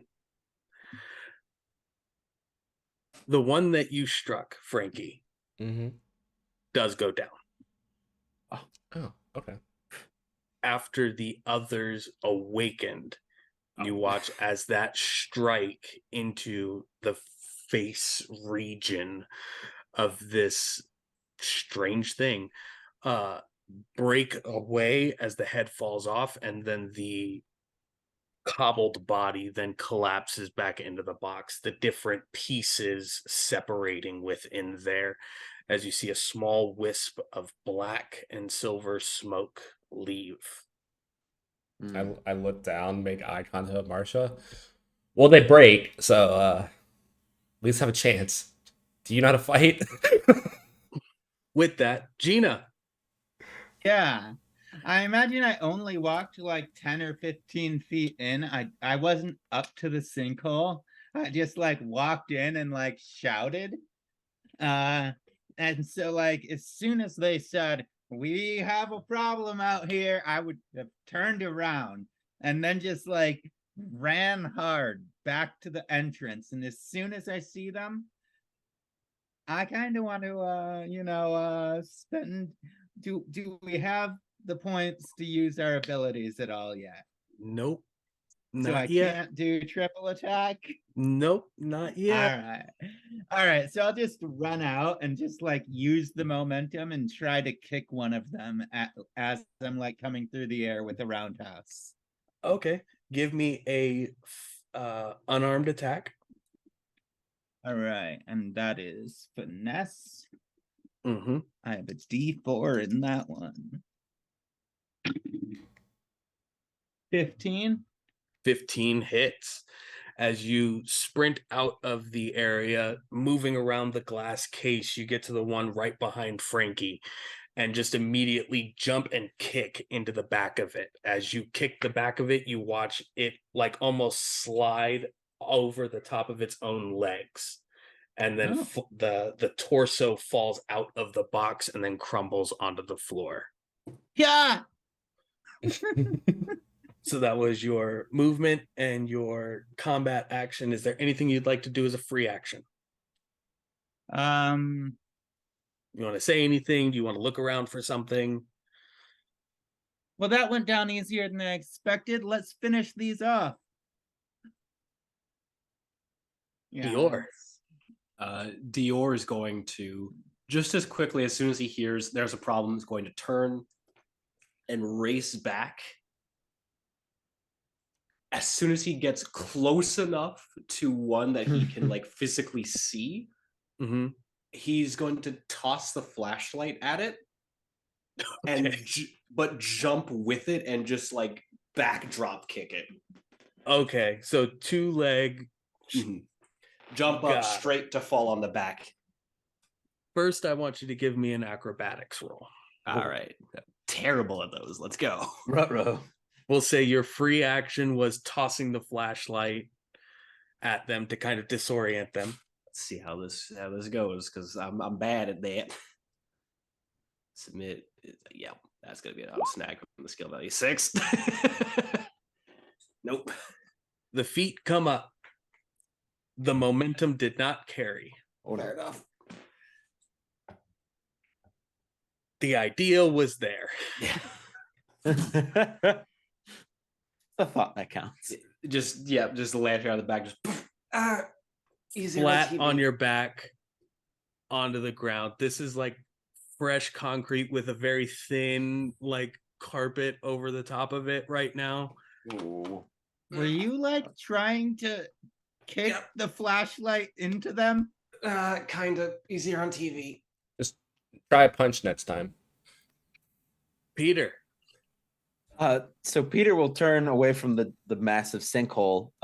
And as I'm leaving the the tunnel area, is there any rebar on the ground? No, there was not any on the ground out there, but there are like jagged bits that are bent in both directions. So you could try to leverage one and snap it if you wanted to. That's my idea. Alrighty. Let's go with just give me a strength roll or Okay. Athletics, cool. Yeah. Oh wait, no. Might. D20, D6. Might. Oh yeah, I get D6 for that. Let's go. So that is a 16 on the D20 plus 4 from the D6. So dirty 20. Nice. Dirty 20. Yeah. As you come out of the opening, you grab one of the pieces of rebarb and like bend it as you're turning around that glass case, and you feel it pop and break off. There is a small chunk of like concrete still attached to the end of it. What would you like to do? I would take in the horror of these creatures before us, and see my social support group fighting them, and I will join them and basically smack the nearest one. That I'm gonna smack the one that Dior tried to kick, just so it doesn't hit him while he's on the ground. Alrighty. Give me another might roll for your attack. All right. So that's plus D6. That is a 13 plus 2, so 15. That hits. So we'll say this deals 1 bludgeoning or 1 blunt for the damage. You miss the light. Thankfully, the flashlight does not get hit in this swing. But you do connect with the like bronze bars that are like holding this thing together in the chest and like break them inward as you watch it start to crumble and fall back into itself before it falls across the floor. And then I'll turn to help Dior up. Thanks. Good? Yeah. Dior. Yes. Give me an alertness check for me, or technology, one of the two. Ooh. We'll do tech. Alrighty. Hit all the buttons. Wow. The D6 again. Oh my god. Oh no. Nope, that's a 7. That's a 7. Okay, no, this for you, the DC on this is very low. Okay. For anyone else, the DC on this is very high for very specific reasons. As Peter extends a hand out to you to help get you to stand up, there is a calibration that is reconnecting a lot of things. As that happens, you do see that a protection field has been activated within the building itself that is keeping anything that is in here from getting out. Why did the protection field activate? What the heck are these things? As you help him up, Peter. Marcia, it is your turn.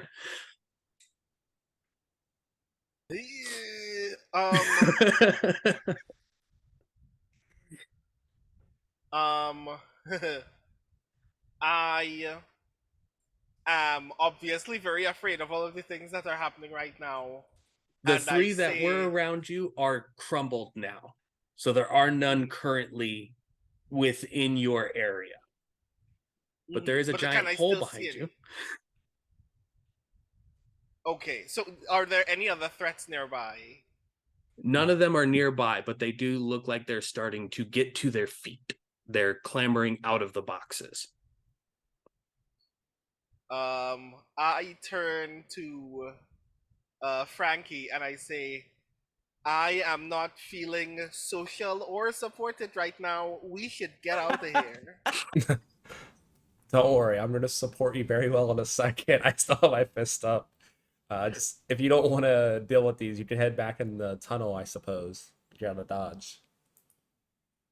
I'm not leaving here without the rest of you, without the rest of you folks, and I guess I will make a contingency action to Okay. prepare for another bout of conflict.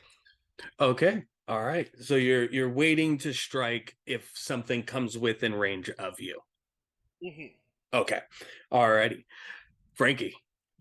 So we broke 3, and you said the other 5 are they still forming or are they out yet? They're formed, but they're starting to push themselves out of the boxes. They're all anywhere from 35 to about 60, 70 feet away from you in the open expanse that is the Paleontology Center right now. Mhm.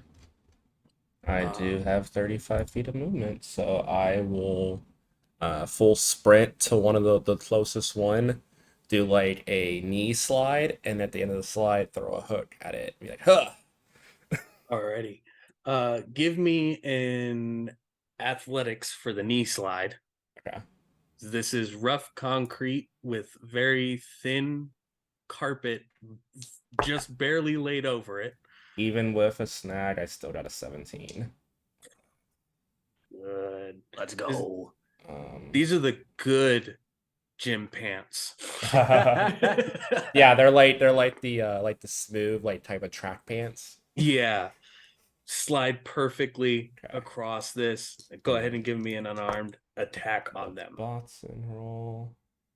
It's gonna be a 23. 23 does hit, and you do deal the 1 stun on it.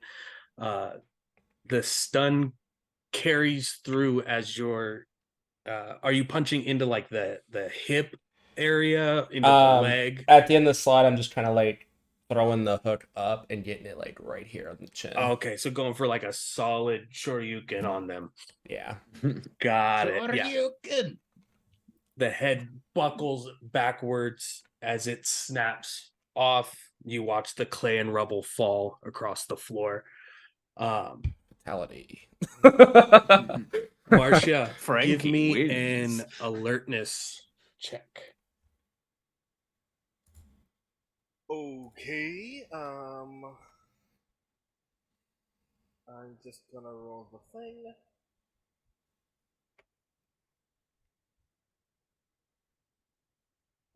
Whenever you're ready to let me know. Oop! I rolled a 7. You rolled a 7. Pretty easy. You were keeping an eye out for all of your friends or your social support team as they are currently. You look towards the door that you guys came in from. Nikos is not outside. Guys, our 5 that became 6 is 5 again. I can't see Nikos. As the 4 remaining warriors of different times climb out of the boxes and start moving towards you, each of you feels in that moment reminded of the dream the night before.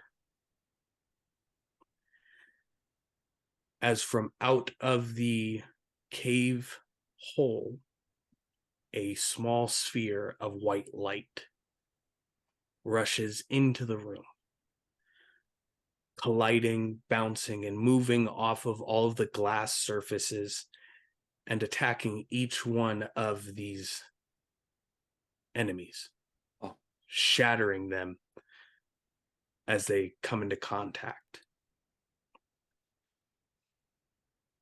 And after the last one is sundered, the light centralizes between all of you. You hear a familiar voice. This way, then. If you've been brought here and they decided that it was time to go after you, then you must be the ones chosen. Follow me. Chosen. Where are they going? Down the cave. Did a ball of light just talk to us? A ball of light, Y'all I believe. heard that too? Yeah, flew out, Yeah. beat up. You know, Dior All right. doesn't question. You just like he's like stands rigid and just follows. You do see him like rubbing the back of his head where the concrete hit, like trying to cover a specific spot, but he's following. Frankie And- reaches into his bag and checks the expiration date on his protein powder. 2 days ago. no. Oh no! I've had worse, but I don't think it should be hallucinated in this bad. You all see this too, right? yeah, Yeah, this is yeah. happened. I'm keeping my stick. I guess I'm gonna go because I This don't know what to do, so I'm the protection going, protocol and I might start not walking. last that long. Well, You we've should go. already fought stone warriors. What's the ball of light after that? I guess. this is the most expensive university icebreaker ever. I Right? guess we're I'm- following the light. Not sure this is part of it, but all right. I had Does done the anybody tunnel. look back into the area before heading into the tunnel? I want to do one quick kind of like scan of the area, I guess. I mean, honestly, I think I also would look around, like just like questioning everything. I'd be like looking around before relenting and going down the tunnel. Frankie probably As doesn't you turn look- his back until he's in the tunnel. As you look around the area, you notice that these small pieces of rubble start gathering and putting themselves back in the boxes as the boxes reseal.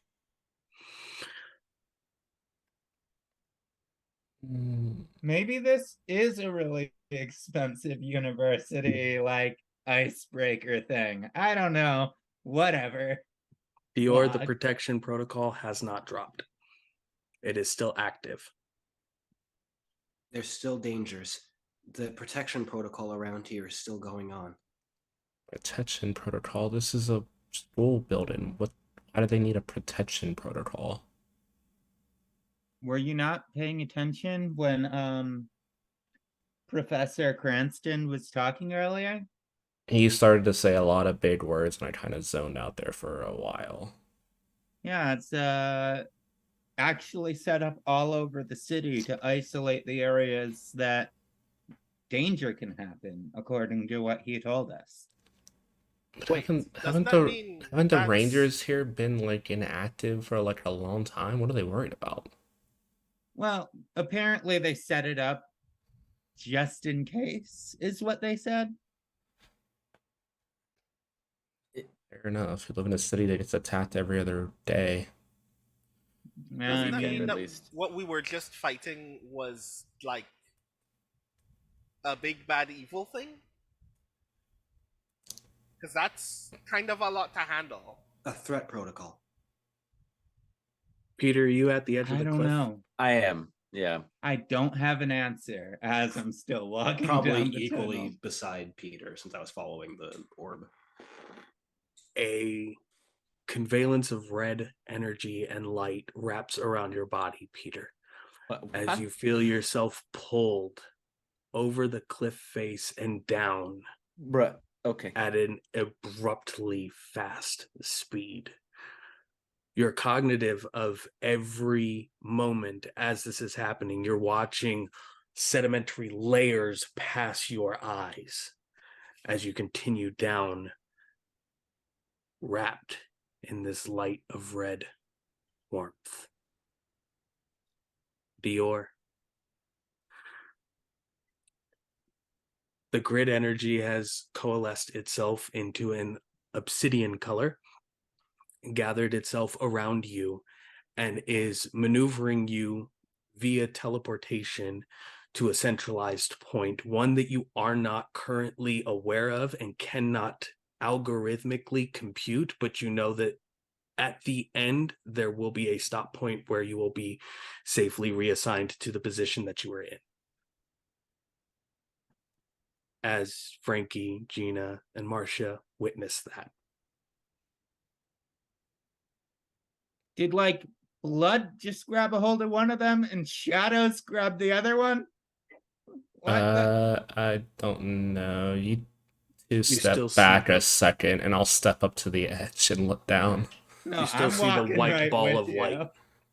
Yeah. As you step forward, Frankie, this green energy wraps around your body, pulls you over the side of the cliff face, and leads you down. Again, similar to Peter, you see all of the layers passing by your eyes as you're aware of every moment in this teleportation. As you know, you are going down the cliffside. Gina, as you approach shortly behind Frankie, the same happens in this yellow gold energy. And Marcia, the white light at the end of this tunnel flashes towards you. Your friends are going to need you.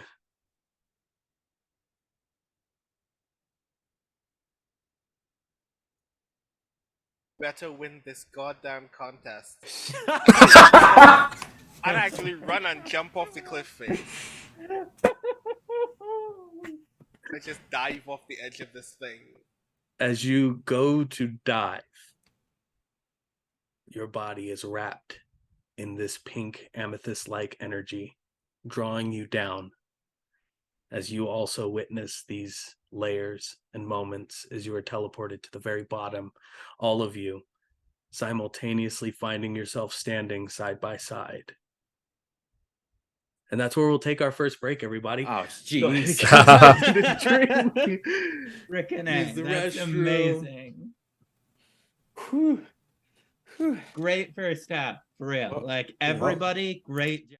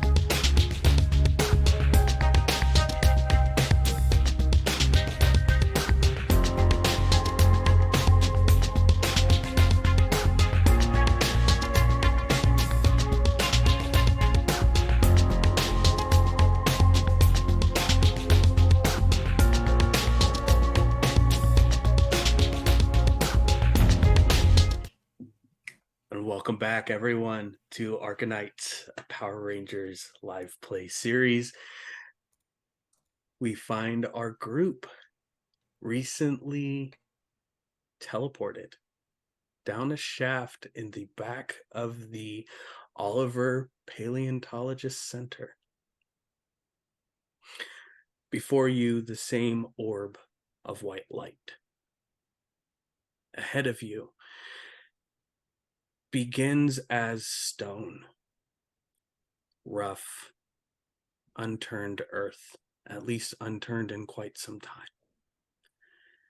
where you now begin to see it molded, formed, chiseled, leading into some kind of open atrium area. The light glows. Where the heck are we?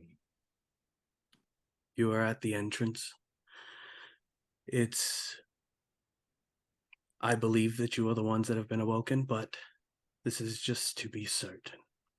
Awoken to what exactly? The Draugr and the Dread Hollows. The Draugr are what you faced above.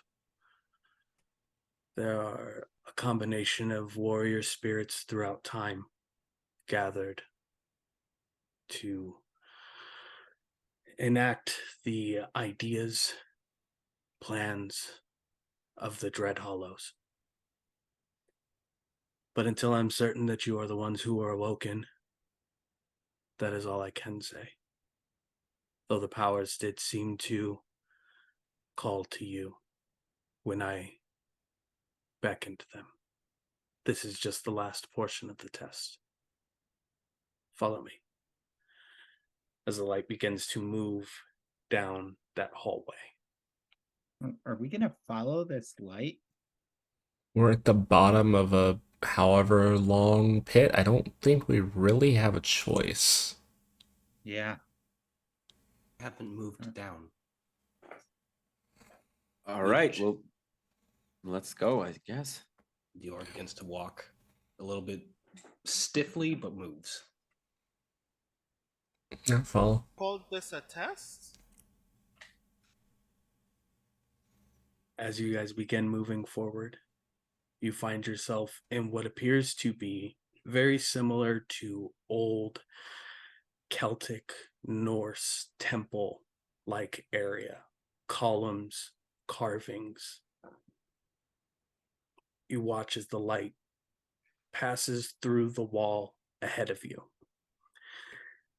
The wall it passes through has several statues in front of it, with a large circular diagram on the back wall. Various lines, images, things of that nature ahead. Hmm.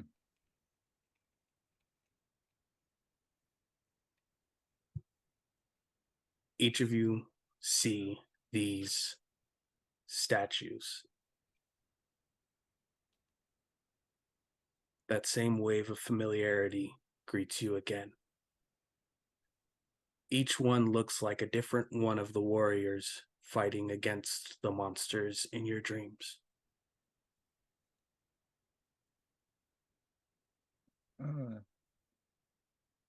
That's Does this weird. look familiar to anyone else? Yeah. Yeah, it does. Little? Yeah, had some weird dream last night with most of this shit. Same. Me too. Huh. You said we were called here by something, or you called us here? I guess I'm talking to the white light now. The white light has passed through the wall behind the statues.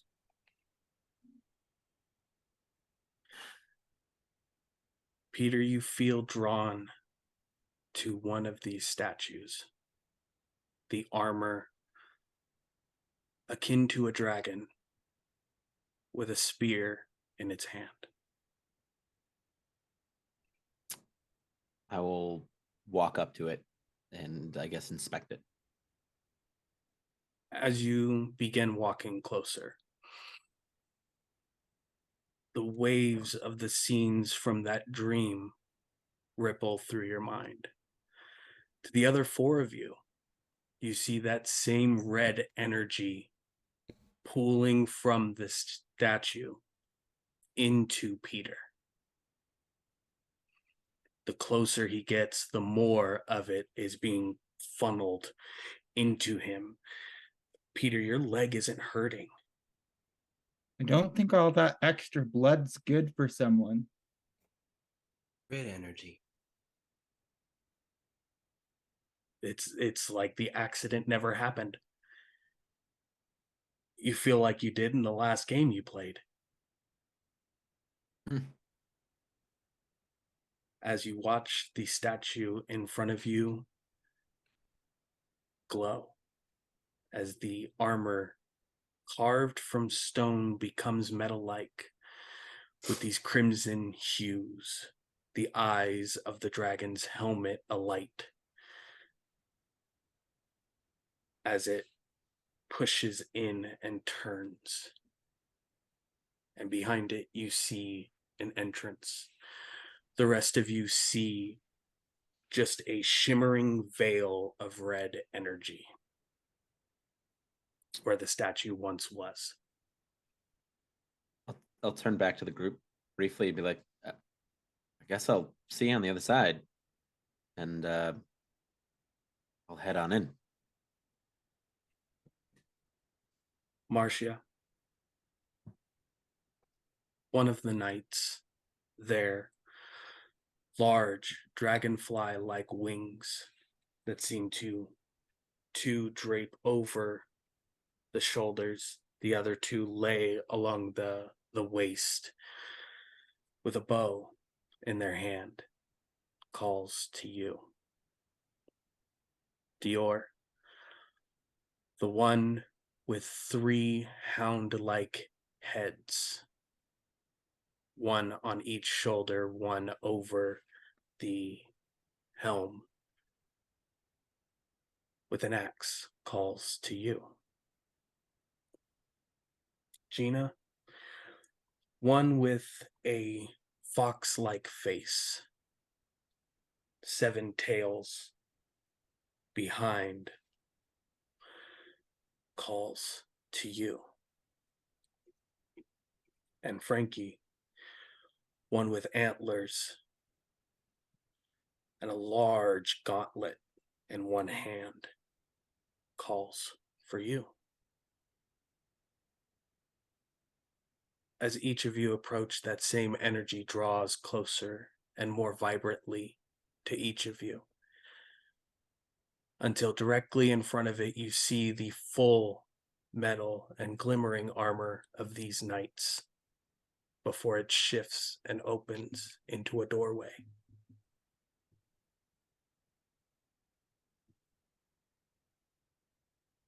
I run through my doorway.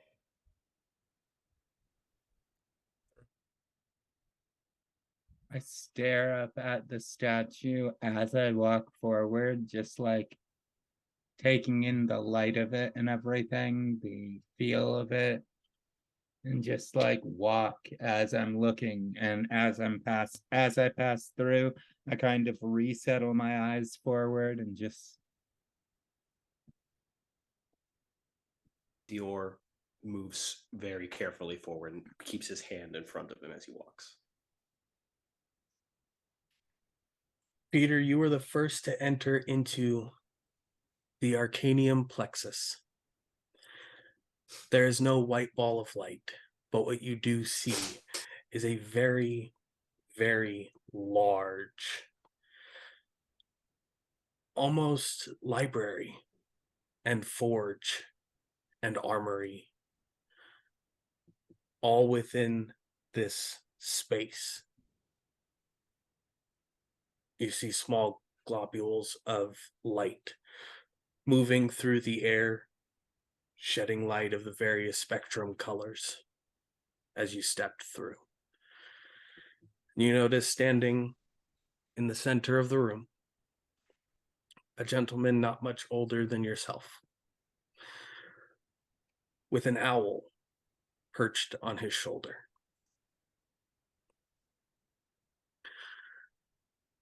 Were you the white light?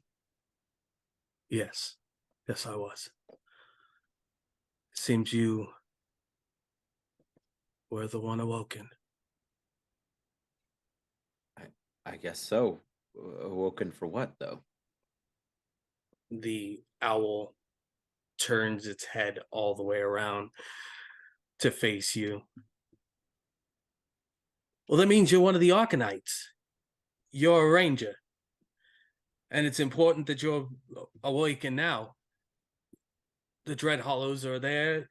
We need to make sure that Zordon is still here on Earth and that the other rangers are in place, because if the Dread Hollows continue exactly what they planned to do before, then I can almost assuredly say that Earth is in the greatest danger it's ever been in before. I don't know why the talking owl is the part that's like freaking me out, but did you say that we're rangers? Yes, you, and as the other four walk in. And them. Shit, This is that bird talking? That's what I said. And That's we the... what? And I square up. That's a big ass bird. I look so proud at Marcia squared up.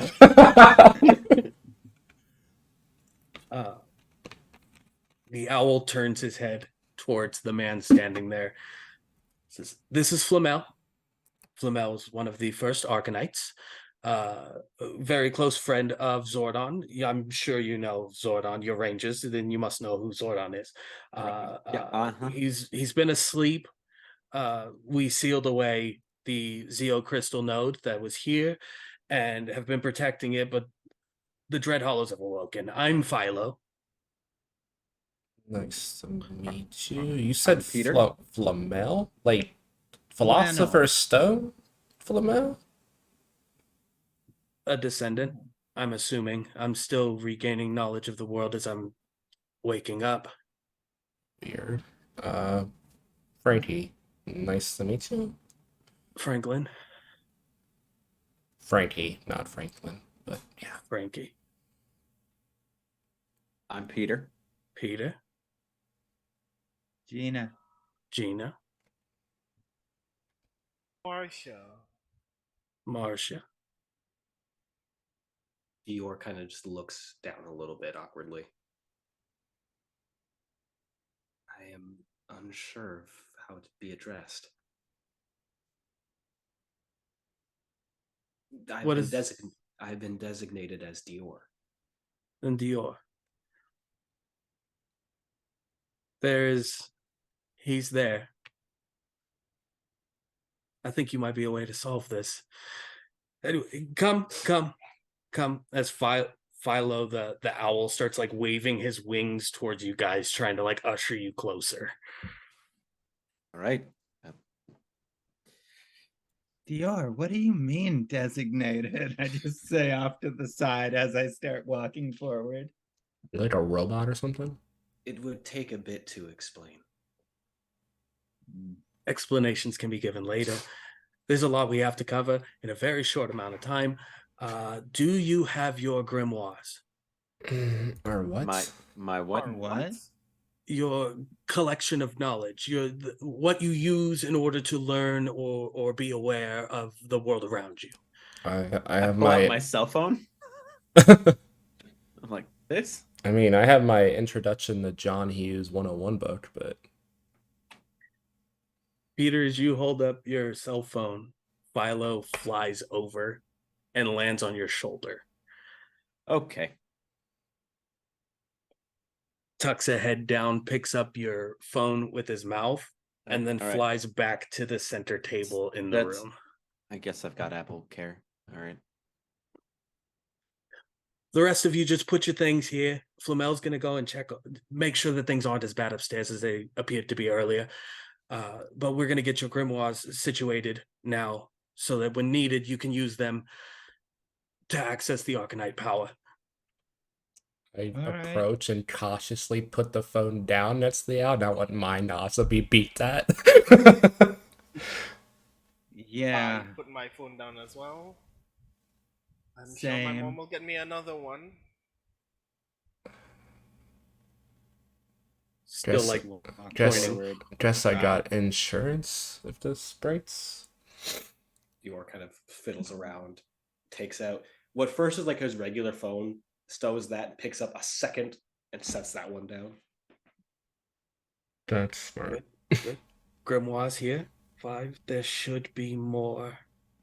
There was one more with us, but ran off. We think. Only one more. There should be several others with you. Never mind that. We'll make sure that we take care of this right now. As you see him flap his wings into the air, the table that you guys had set your phones on, a circle of light emanates up, similar to the one behind the statues. The collection of rainbowed light starts to gather around each one of your phones, filling them, changing them, until they are akin to small spell books. On the top of each one is a ring. Put the ring on, gather your grimoires, go back to the top side, make sure that there aren't any more Draugr causing any more issues for the people that are up there. We want to make sure that everyone is safe before we continue into everything else. You gonna tell us how to use it, or Once you put the ring on, the information will start making itself aware to you. All right. all right? Take my cell phone spellbook and Very similar Do to our the... phones still look like phones, or are they now? Currently, they look like small... I believe they're called the Edge phones, the ones that flip open. nice. Your phones have now turned into something akin to that, where there is like elegant engravings around the metal case of it, and glowing off the top screen is that same circular pattern that was on the top of the table. I checked to see if I have any bars. As you go to like open the phone, you see a small stag walk across the screen and turn and look at you. I move my head to see if it follows my movements. It does in fact follow. Okay. Hello, little guy. Philo says to you, "That's Rowan. That's your familiar. He will help with the morphing process. Each of you will have a familiar within your grimoires that you can call on that will be able to provide you more information. Again, this is very important that we get you back up to the top." All right, well, let's go, team, and kick some Draugr butt, I suppose. And look for Nikos. Yes. We're kind of responsible for him. Are we? I mean, I didn't sign anything. All of yeah, I us, didn't sign shit. all of us just got here. How would you feel if you just met 5 people? I and said then like disappeared one. in the middle of the afternoon? And You We mean fought- the 5 people who he was like, I'm not gonna get in trouble. They can go in this dangerous building by Yeah, themselves. I said like one sentence to him, and then All right. he We will- disappeared. But we will okay. defeat the bad guys, and we will find the person. But I think we should go because we're all definitely gonna be late. For Yeah. this party So later. about that, how do we get up? Is it with this Yeah. thing? Once you get past the gateway into the Arcanium Plexus, you'll be teleported right back up to the top side. Specifically right to where the Draugr are. Okay. All right, let's do it. Go team. As each of you slip the rings onto your fingers and pick up your grimoires. Peter, your familiar is a serpent named Cinder, Cinder. Oh, a red snake that dances across the screen. Gina, there is a fox named Seren on your screen. How do I spell that? Seren. All right. Dior, you see a black hound on the screen named Kyron, Kyron. And Marcia, you see a pink hare named Tamarit. Spell that? Tamarit.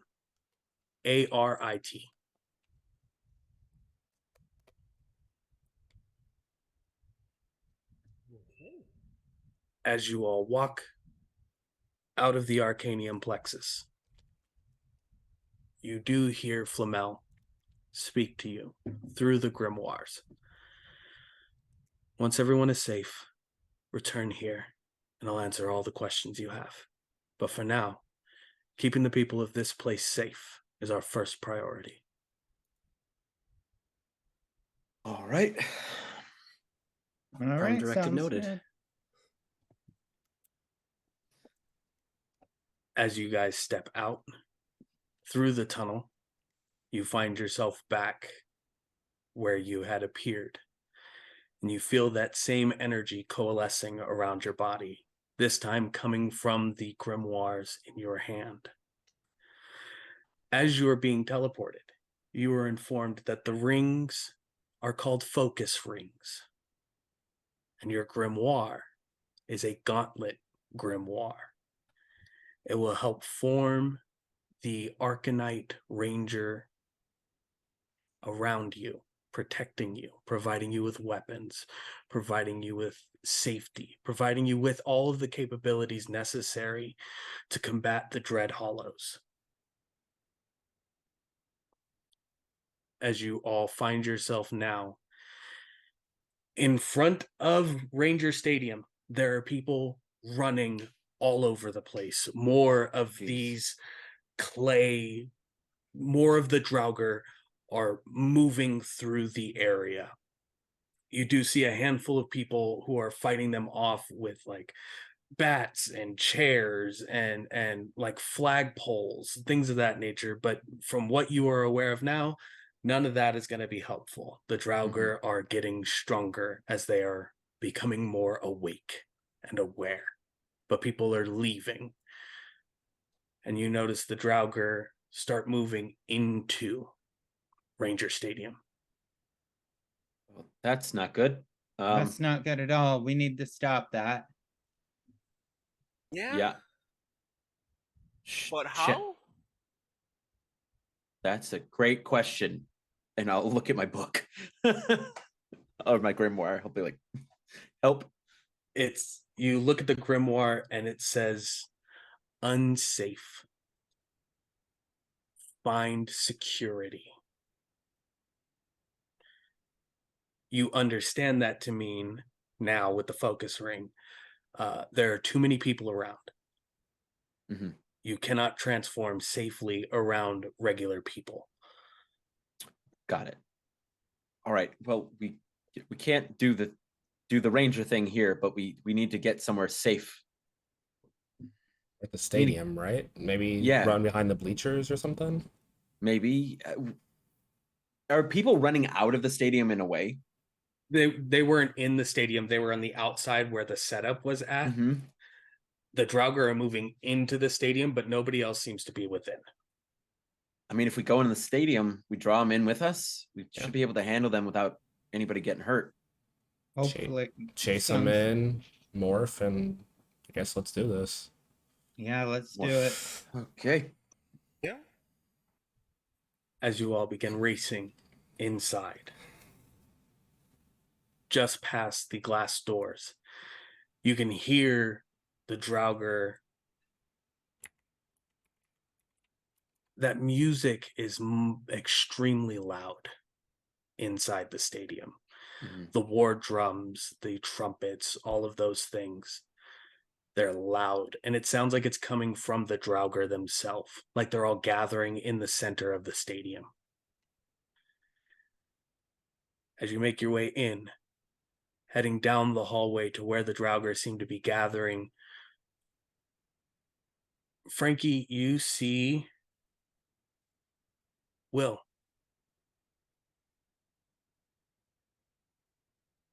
And he looks like he's running towards the area. Professor, what are you doing? Get out of here. He turns around. Frankie, it's not safe. You need to get out. All of you need to get out of here. No, you need to get out of here now. We got You need this. to get out of here, Professor. Are the protocol protections already in place, or are they not working? The ones in the stadium haven't been activated yet. You believe he's going to activate them, Dior. Doctor, you can't. Can't what? There's way too many dangers here. Activating the protections now would put you at risk. Let us do it.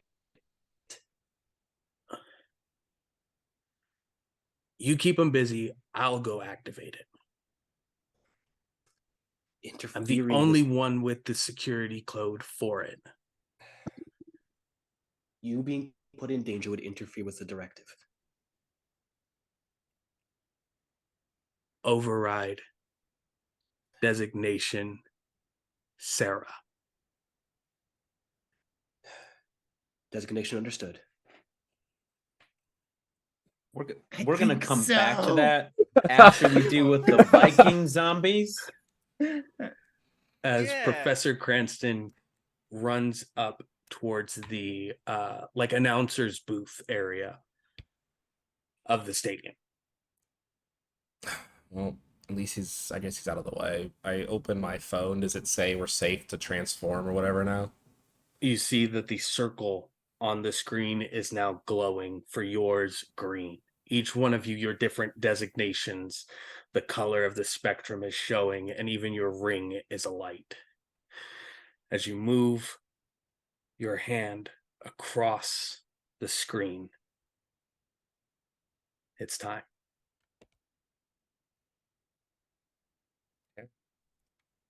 I'll look to the group and like, it's morphin time, yeah? Yeah, let's do it. Yeah. It's morphin time. And It's morphin time. I'll run my hand across. Morphin time.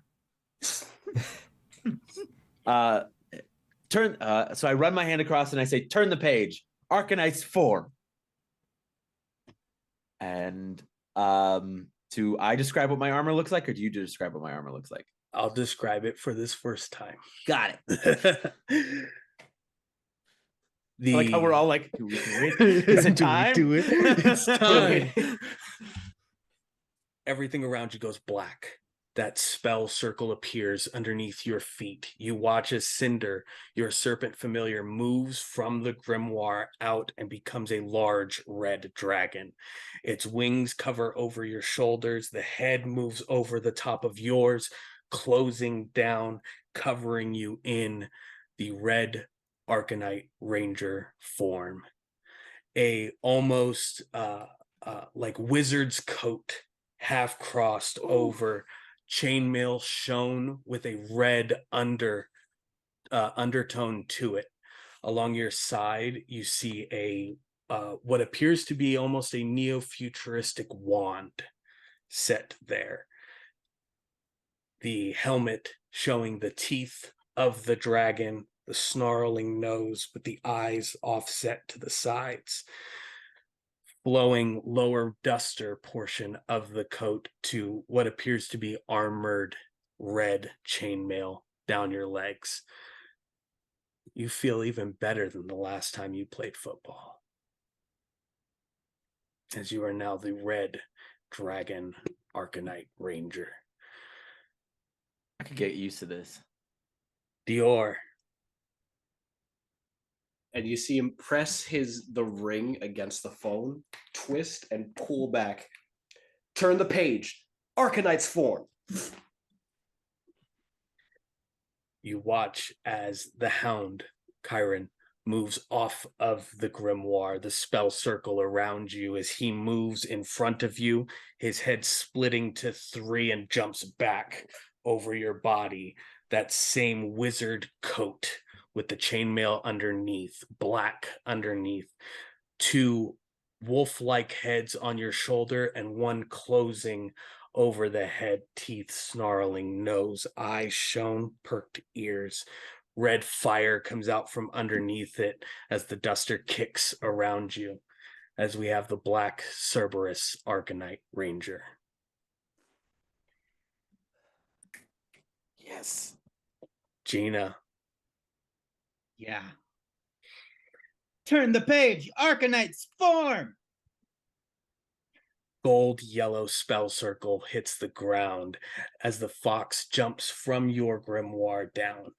As she moves around you, you watch Serene's tail go from 1 to 7 as each one pulls back over each of your arms, legs, torso, head as the fox head closes over the same wizard jacket covering, duster-like cloak down the side, the fox face showing, and each one of the 7 tails shows the duster portion of this wizard jacket. As we now have the yellow Kitsune ArcaKnight Ranger. Oh my goodness. It's so Marcia. cool. My Marcia. So I put my ring to the phone, but with a gentle flourish as I slide my hand across the center of the phone. Turn the page. ArcaKnights form. This spell circle again falls beneath your feet as everything goes black around you. This pink energy glowing as the hair, Temerit, jumps from your phone, dances around your feet before taking the form of a fey queen. The wings spreading back, draping over your shoulders and becoming the wizard coat itself for you. Her own head settling back. You can see the small antennae raise and then lower down. Her eyes sit over, a smile across her face. The pink underneath the chainmail as we now see the pink Fey ArcaKnight Ranger. Frankie. Frankie like punches the phone a little too hard. Turn the page, ArcaKnight form. As the green spell circle lays down before you, your head dropped.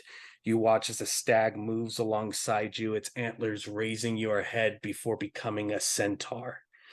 The centaur moves, raises a large gauntlet in front of it. Your hand meets the gauntlet as that energy moves and pulls over you.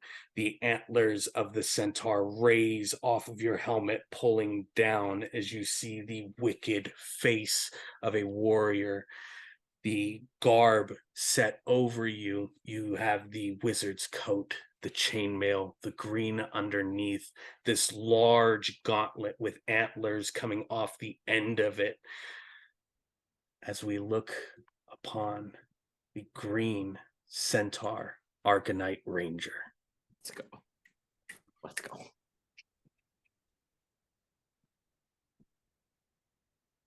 You look now empowered, stronger, some of you than you've ever felt before, others more astute, more decisive, more confident, more aware of oneself and their surroundings. And just as you gain your composure and ready yourself, you see the Draugr turn towards you. This war band assembled in the center of the stadium, starting to clamber and join onto itself, forming a larger Draugr. Well, Each of you, through your helmets, now see an energy field form over the dome of Ranger Stadium. Over the intercom. You guys can get out now. The Rangers are here. Everything will be fine. Get to safety. If only he knew. Gonna tell him.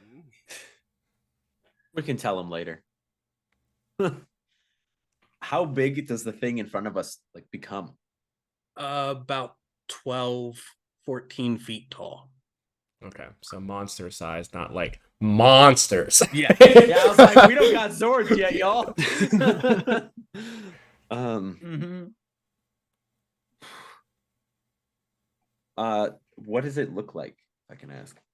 It very similar to how the others look like cobbled together clay pieces or statue pieces of these different warriors throughout history. This has now become like a mass amalgamation of just stone and clay and bronze, but the face of it is still that weirdly skeletal, but almost like flesh to the touch skeletal face. Mm. Like the warrior mummies from the Mm. second Mummy movie. Got it.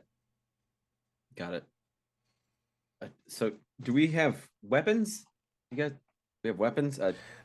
Heads up display shows you your arc wand and your arc blade, which is what is at your side, and also shows you the draconic spear is available as well. I have a question because you described my armor. So it sounds like I already have my gauntlet. So is my You power do weapon just already have your always gauntlet. out then in Yes. my armor? Okay, good to know. There's like this moment's pause with Dior like looks at his hands, does the Henry Cavill cocks the arms. All right. Reloads the biceps. Yep.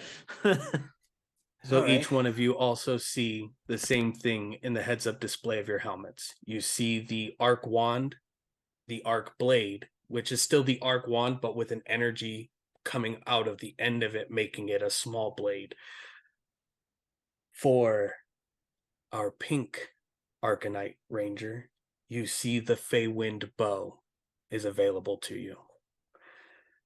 For our black Arcanite Ranger, you see the canine axe available to you. Our yellow Arcanite Ranger, you see the Kit Tonfa available for you. Nice. And for our green Arcanite Ranger, the Antler Gauntlet is always on you. That looks like a really big tree. Yeah, And this I'm is gonna a- hold so- out my hand. I'm like slowly getting used to like the weight distribution of it. It's a little off balance, and I hold up like it's like a power fist, right? It's just like a fucking power fist. Power attached. fist, but it's got large antlers like a claw mechanism. Are they just like coming Off- off the back of the fist, kind of? They're folded back right now, Okay. but on an attack, you could trigger them to grapple somebody Oh, and hold them got in it. place. Oh. So Perfect. That's sick. Awesome. So Dior, you summon the canine axe. It's in the hand. Black energy forms into a large double-sided axe. On the two sides, you see hounds facing out, their teeth showing, and then the blade between their jowls. cool. And then on the top of the polearm head, the third hound head facing up, howling. I will draw the spear. I will draw the dragon spear. You call forth the dragon spear. You hand forward. You watch as fire moves out from your hand in both directions until forming itself into a solid spear of ruby energy with a dragon head with the spear coming out of its mouth in front yeah. of you. Oh yeah. I'll summon my Kit Tonfa.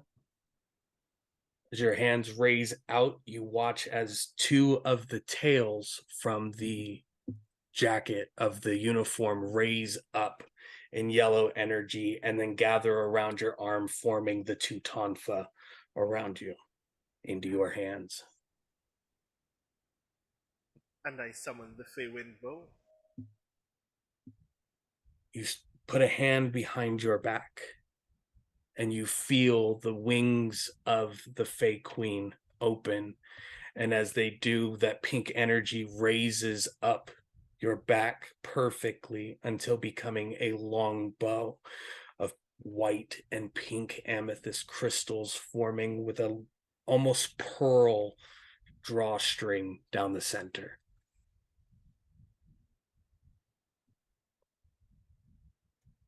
And I lift my arm. I'm pissed. It's definitely a modified Boston stance. I feel like if I did this, I wouldn't be able to see anything. So it's just like my right fist is like already cocked back to hold it up. Yes. Each of you gets a signal of Morphing Grid energy being activated, but it is severely unstable. And it's coming from the announcer's booth. Oh no. Shit. Okay, I guess we added Professor Cranston to the priority list, but do we want to deal with that before or after this thing? I'll go for the big guy. Yeah, we can take the big guy if you guys want to try to find Professor Cranston.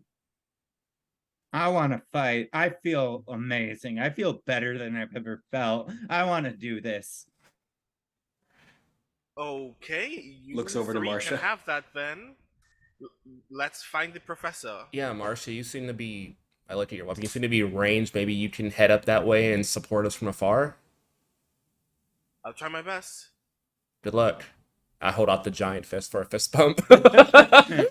Antlers.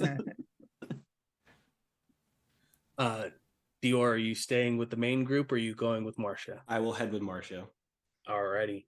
So pink and black are heading up to the observation announcer's deck. Yellow, green, and red are going to face the giant Draugr.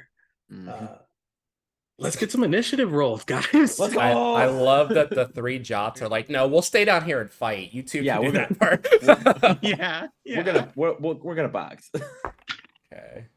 Nice. 4. I probably should add a point in Nice. initiative, and this time I get a skill bonus because double disadvantage on initiative is not fun. I got a cool 20. Ooh. Yeah. With Oh only God. a D2. Wow. Wow. I got a 4. Nice. Pink.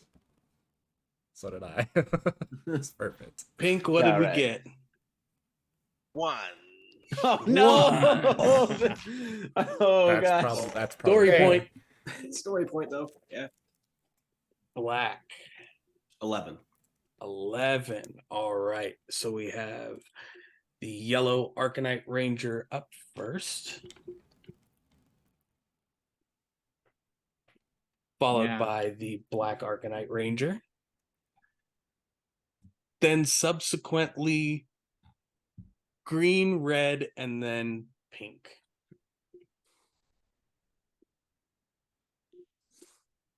All right. Yellow Arcanite Ranger. Yeah. All right, cool. I'm like, all right, so yeah, I want to fight this thing. And then I just start running towards it. And just like as I get close, how tall did you say it was?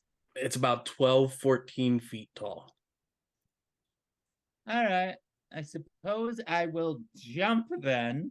I'll jump up into the air, throw a couple fists, and I'm going to go ahead and spend a personal power to do my triple strike attacks. I'm going to throw Go for it. both fists, and as I'm coming down, I'm going to like flip upside down so I can bring my leg down on top of it with as much force as I can. Yeah, let's go. Like Give me almost those like 3 Tita's doing the attack juck rolls. shot. So 2 of those attacks will be using the Tonfa, and one of them will be an unarmed attack. Yeah, let me just check to make sure if do the Tanfa get any bonuses, or is it just the same? It is a finesse weapon, so you can use finesse for it. All right, cool. So 3 of the same rolls, because my martial arts is also going to be finesse. Ouch, that one's only a 4. Does not hit. That one's a 15. That one hits. And the leg strike, 9. Does not hit.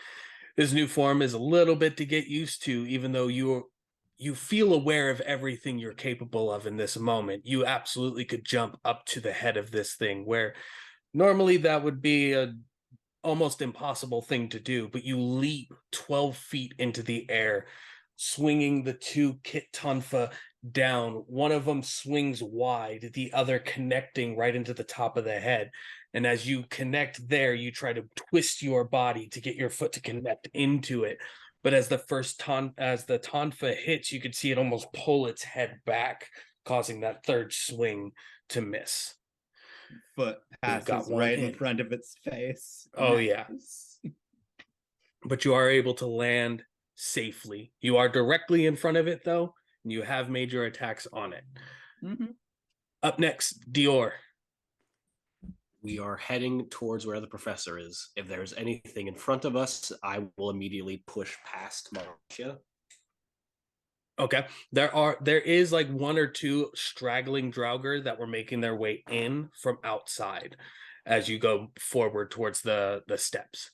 All right, spin the axe just like to the side, and as soon as I'm within range of at least one of them, I just want to sweep the axe and just try to cleave it and then throw it to the side. Go for if I can that get attack both, roll. I will do it, but let's Give go. me the attack roll. See if this is how it... I have not rolled an attack on this.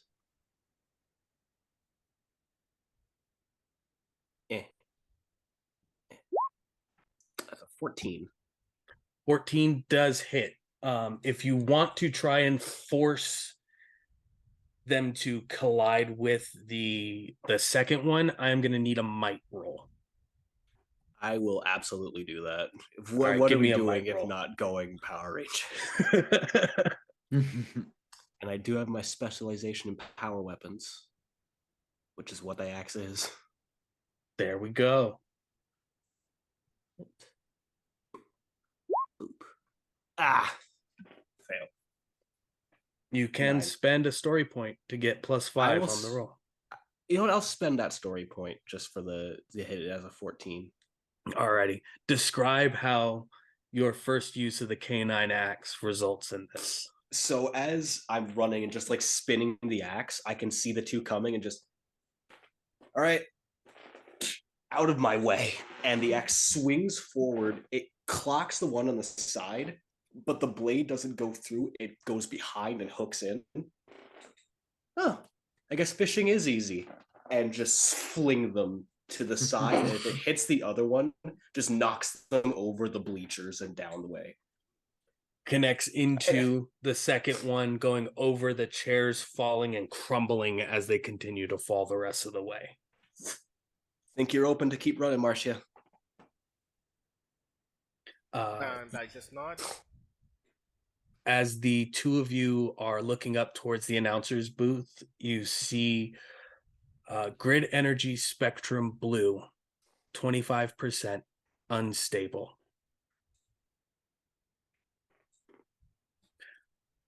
Frankie, you're up. Okay, Frankie looks around, sees the big thing next to Gina, and is like, looks at his round, let's see what this can do. And I run in and jump up for like a Superman punch with the giant fucking fist. Yes. And I'm going to use my once per encounter thing on my fist to do double damage, but a downshift 2 on the attack. Alrighty. So give me that roll that with drops the downshift. that drops it down to a D2 on the roll.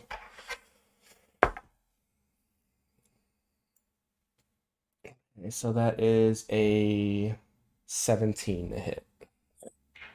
just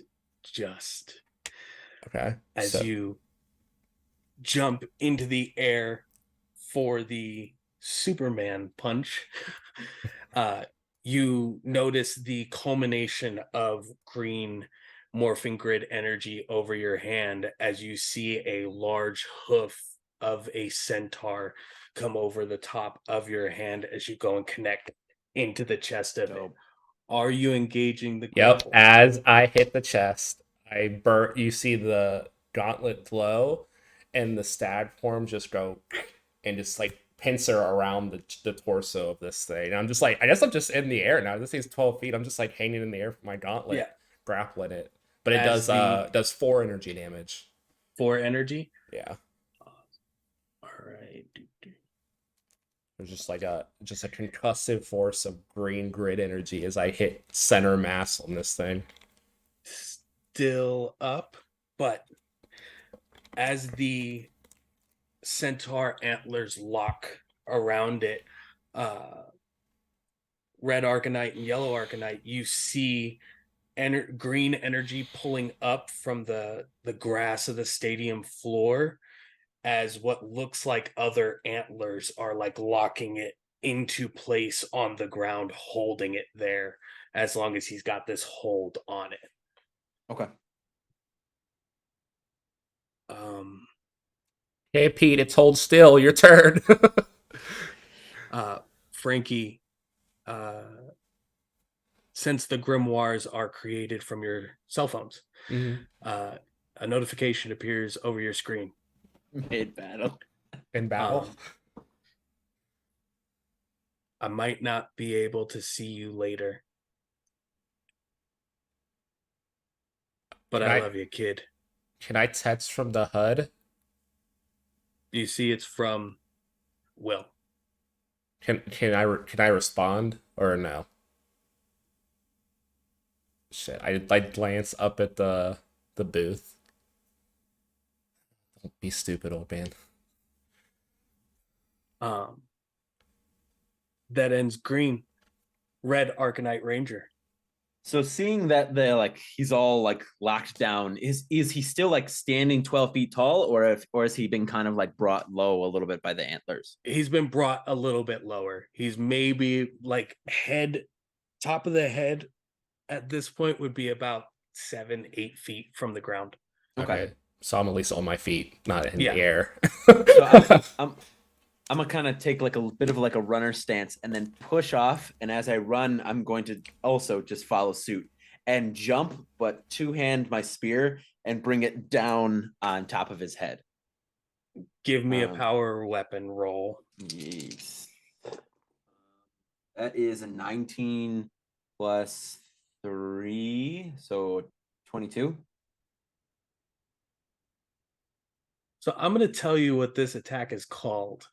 Oh. And then you describe how you handle this scenario. Okay.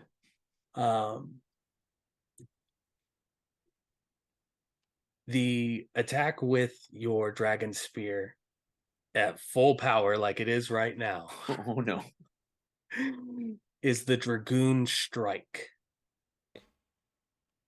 Writing that down. So you tell me how you completely obliterate this giant Draugr with the Dragoon Strike. So as I described, as I was running forward and I leap up, and I imagine I take basically, oh god, I don't want to eat my friend. The idea I had would like snap the jaws around it, but I don't want to eat my friend. It could definitely hit the head since that's where you were aiming. Yeah, so then I'd bring it down and kind of almost like this like energy dragon comes down around it and just closes its jaws around its head as I plant the spear firmly in its noggin.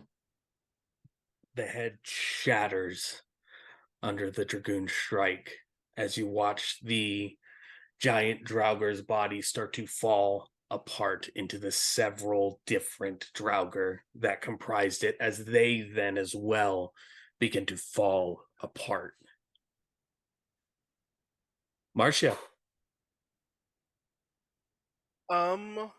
Are there still any jogger in the hallway as we're headed towards the observation deck? You guys are going up the stairs of the the seating area, going up towards the announcer's booth. Okay, cool. You don't see any others in the seating area, but you do hear fighting happening in the announcer's booth.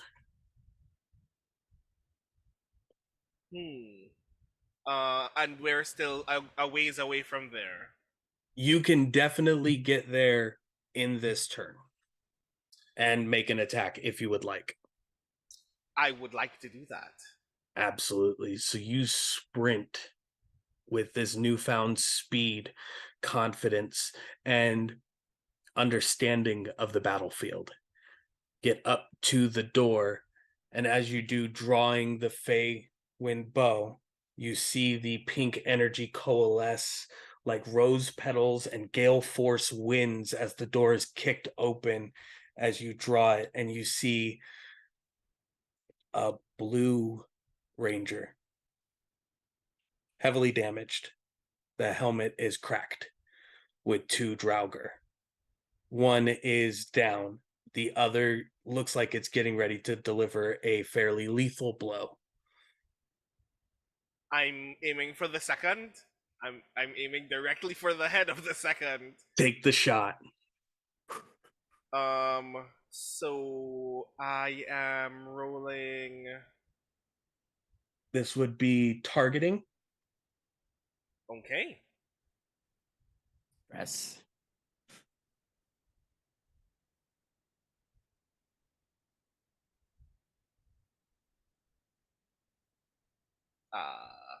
Whenever you're ready to do the thing. Oh no! I rolled a 7. You rolled a 7.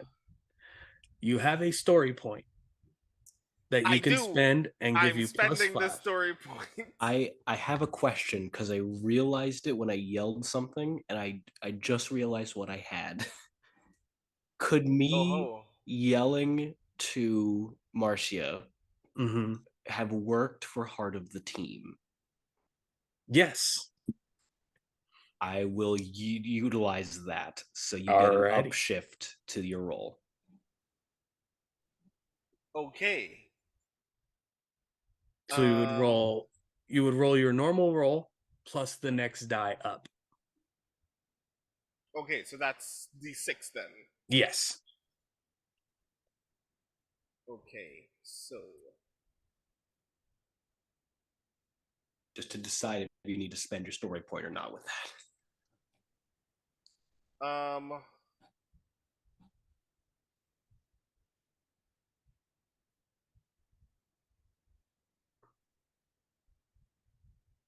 Okay, I'm rerolling the thing. And I got a 9 instead. Spend the story point. Still spend the story point. The arrow leaves the bow.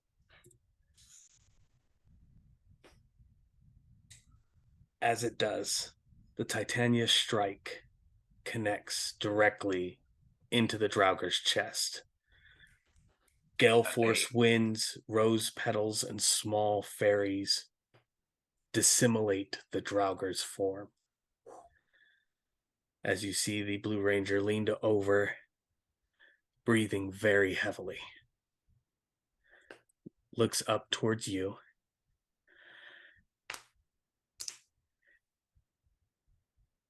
More phenomenal. Before his body is covered in blue light, but not as strong as it was for all of you before, as he teleports away.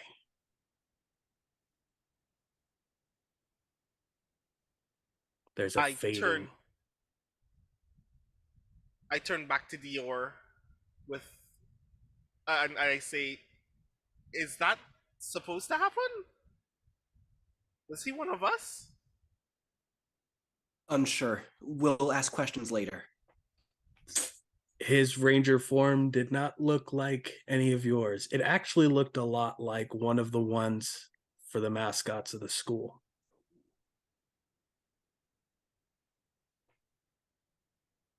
William No. Cranston, really. I just man. got it. It is Billy. Yeah, I got it like Motherfucker. 2 hours ago. How did I not get that? Shit. In the Oh. No, I love David Yost. Mm. in the meanwhile, let's figure this out. As we move to what would be the top of initiative, but the Draugrs have been forced out, dismantled, destroyed. As you all find yourselves gathered together within Rangers Stadium, you notice the energy field over the stadium dissipates and falls away. Any of the damage of the Draugr forming and taking the large steps and swing that it had is repaired with the energy from this force field. Cool. Convenient. How does that work? I definitely want to get some lessons from that guy. Like, I want to know how all of this works. This is incredible. Fortified grid power can be utilized to, in higher extents, reverse time, damages, things like that. Unlocalized zones, it could do it really effectively. Potentially. Are we all back together? Yeah. Oh, okay. How do If I? this makes any sense. Does that mean that we won the thing? Do you get your dorm now? I don't- Power off. I want to say that's probably I don't think either done or we're on hold getting at the it. moment, but I don't think Yeah. we're winning. Hold on. And I want to like see if I can look through the grimoire to see if I know how to turn off the ranger suit. The grimoire pages form across you. Story told, power down. Story told, power down.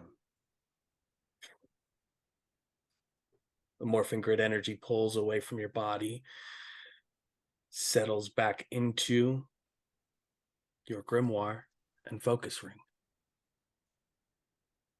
That's satisfactory. Are we sure that there's no other dangers around here, and we're good to go back to being? Well, with Yes. the protection element turned off, I would assume that there's no more dangerous elements at present. That makes sense. Rowan, I think it was. Is there anything around? Give me an alertness check. Can I jump in on this? Absolutely. You can give the green Arcanite Ranger an upshift by helping, or you can roll on your own. I'll help. Maybe up to a D6, which makes it and 18. Nice. Rowan alerts you to the blue morphing grid energy that teleported out of the building, or out of the stadium, seemed to give up about halfway between here and its destination. But that the wielder of the blue morphing grid energy is safe. I'll let them know. That whoever that Blue Ranger was, he teleported, but he didn't make it to where he was headed. Should we go follow that? I think we should. He might have left a.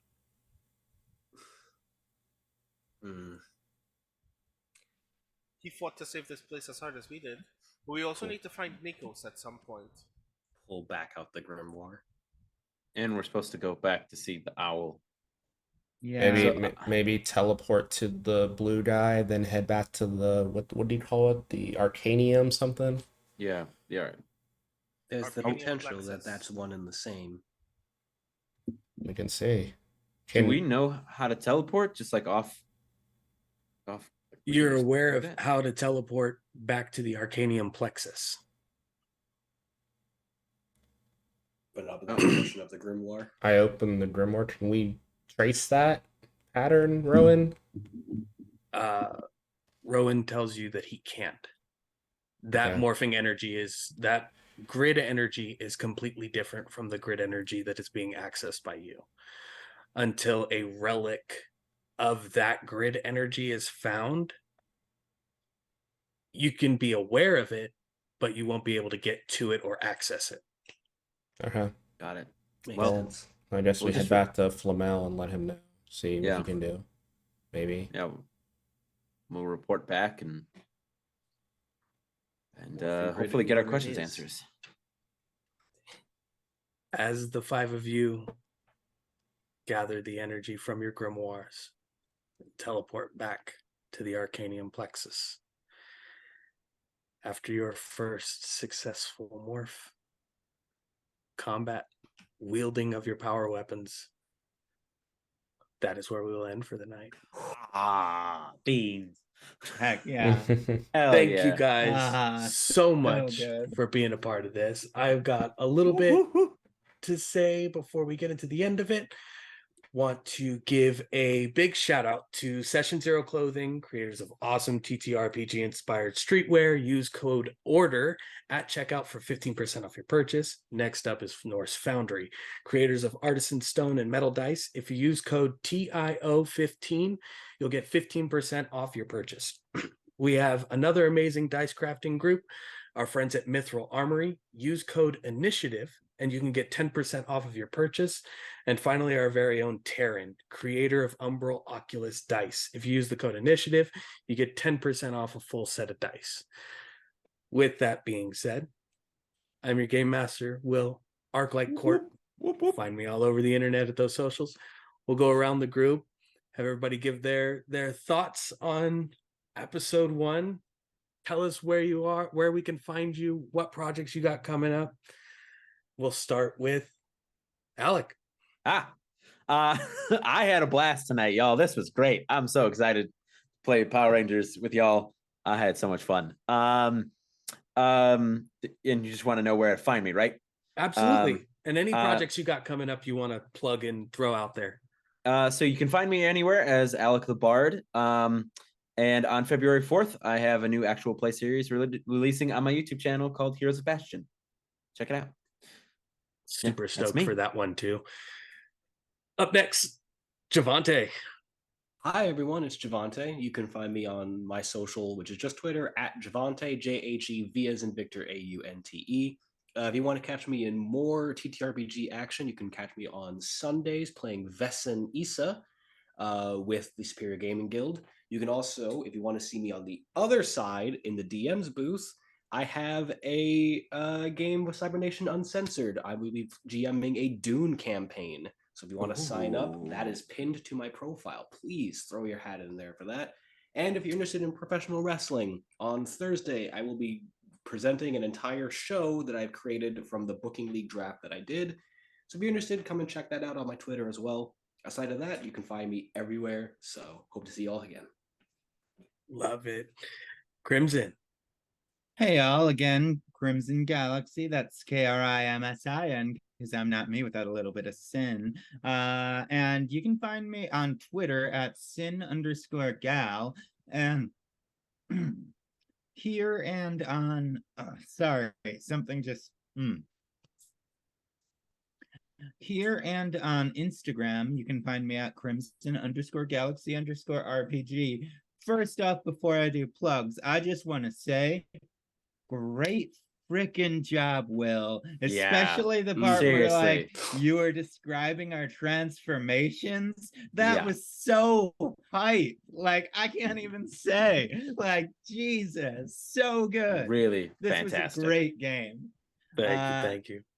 Yeah, where you can find me playing this week. Tomorrow you can catch me playing the season or the show's finale, the Squid Menace, which is a D&D 5e homebrew campaign thing, over on twitch.tv/AlecAzam. And honestly, that's been a really fun game so far. Season finale, come check that out. How many should I do? We'll go like one more. All right. In that case, I'll just plug. We have a streamed session 0 coming up on Friday over on Cyber Nation Uncensored. Actually, I'm in a Monday game. Now I'm gonna be in a Friday game. That channel's great. I love it. We're gonna be doing Monster of the Week over there. And that should be really cool. We're gonna stream our session 0 on Friday at noon Pacific. And I hope you can make it to that because session 0s are incredibly important. Absolutely. Pluto. Hey everyone, I'm Pluto, non-binary bisexual streamer all over across the web at Pluto Cleric. Currently on Sunday, I start a weekly Starfinder campaign on my own Twitch channel called A Weird Frontier, which is my own little spin on our solar system with some animal-like races I created from scratch. So that should be pretty fun. Cool. Coming up in February, every Thursday of February, I will be in a Monster Hearts campaign as a player here on the Initiative Order. And for March, I'll be running by every other Tuesday between Initiative Order and Open Circuit Studios. I'll be running 2 different games every other week. Open calls for both of those games will be coming within anything the next few weeks, so keep an eye out for those on my socials. But I think that's it for me. Awesome. And Brandon. Hello, everybody. It is me, Brandon O'Brien. Pronouns he, him, or they, them. Before I get into my stuff, I just want to echo what everyone else has already said, that this was rad. The best part of Power Rangers is always the transformations for me, and your descriptions actually, like, blew my mind. I love all of this a lot. So, we need to put together some cash and pay for someone so we can commission some art of all of these because it's so rad and people need to Hell see yes. them. This is really kick-ass. I can't wait to do more of this with you all. As for me, you can find me almost everywhere on the internet at The Rising Tides. I do a lot of game stuff over on the podcast Speculate, which you can find more information about at speculateSF.com. We just closed a campaign of Girl by Moonlight, which was absolutely brilliant, so you can watch the videos and listen to the podcast episodes of that on that website. And on Friday, I will be playing in Court of Blades Valaward, also on Speculate, which you can see us play live on twitch.tv/ArvanEleron. And you can buy some of the games that I have made on therisingtides.itch.io. I'm presently working on a Kamen Rider game, so if you're still into weird tokusatsu What did you just say? shenanigans, please check that out. Let's Aha, go. yes, I hooked you all. Let's go. Hold up. I'm What did you just say? I'm presently working on a Kamen Rider game called Hero Revolution. There's a splash That's page my on my wallet. itch page, so if you want to hear more information about the system that I'm developing for that, please check that out as well. Take And my that's me. money. So what I'm hearing Sick. is Brandon's going to Sick. switch seats with Will, and we're going to play Kamen Rider Nets, right? Right? Yes. Money. Yeah. Yes.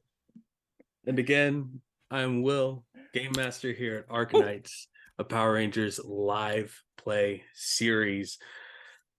I'm so stoked to tell this story with you guys, to have this Power Ranger experience with each of you. You could find us here on the 2nd and 4th Mondays at 6 p.m. Pacific Standard Time. That's twice a month.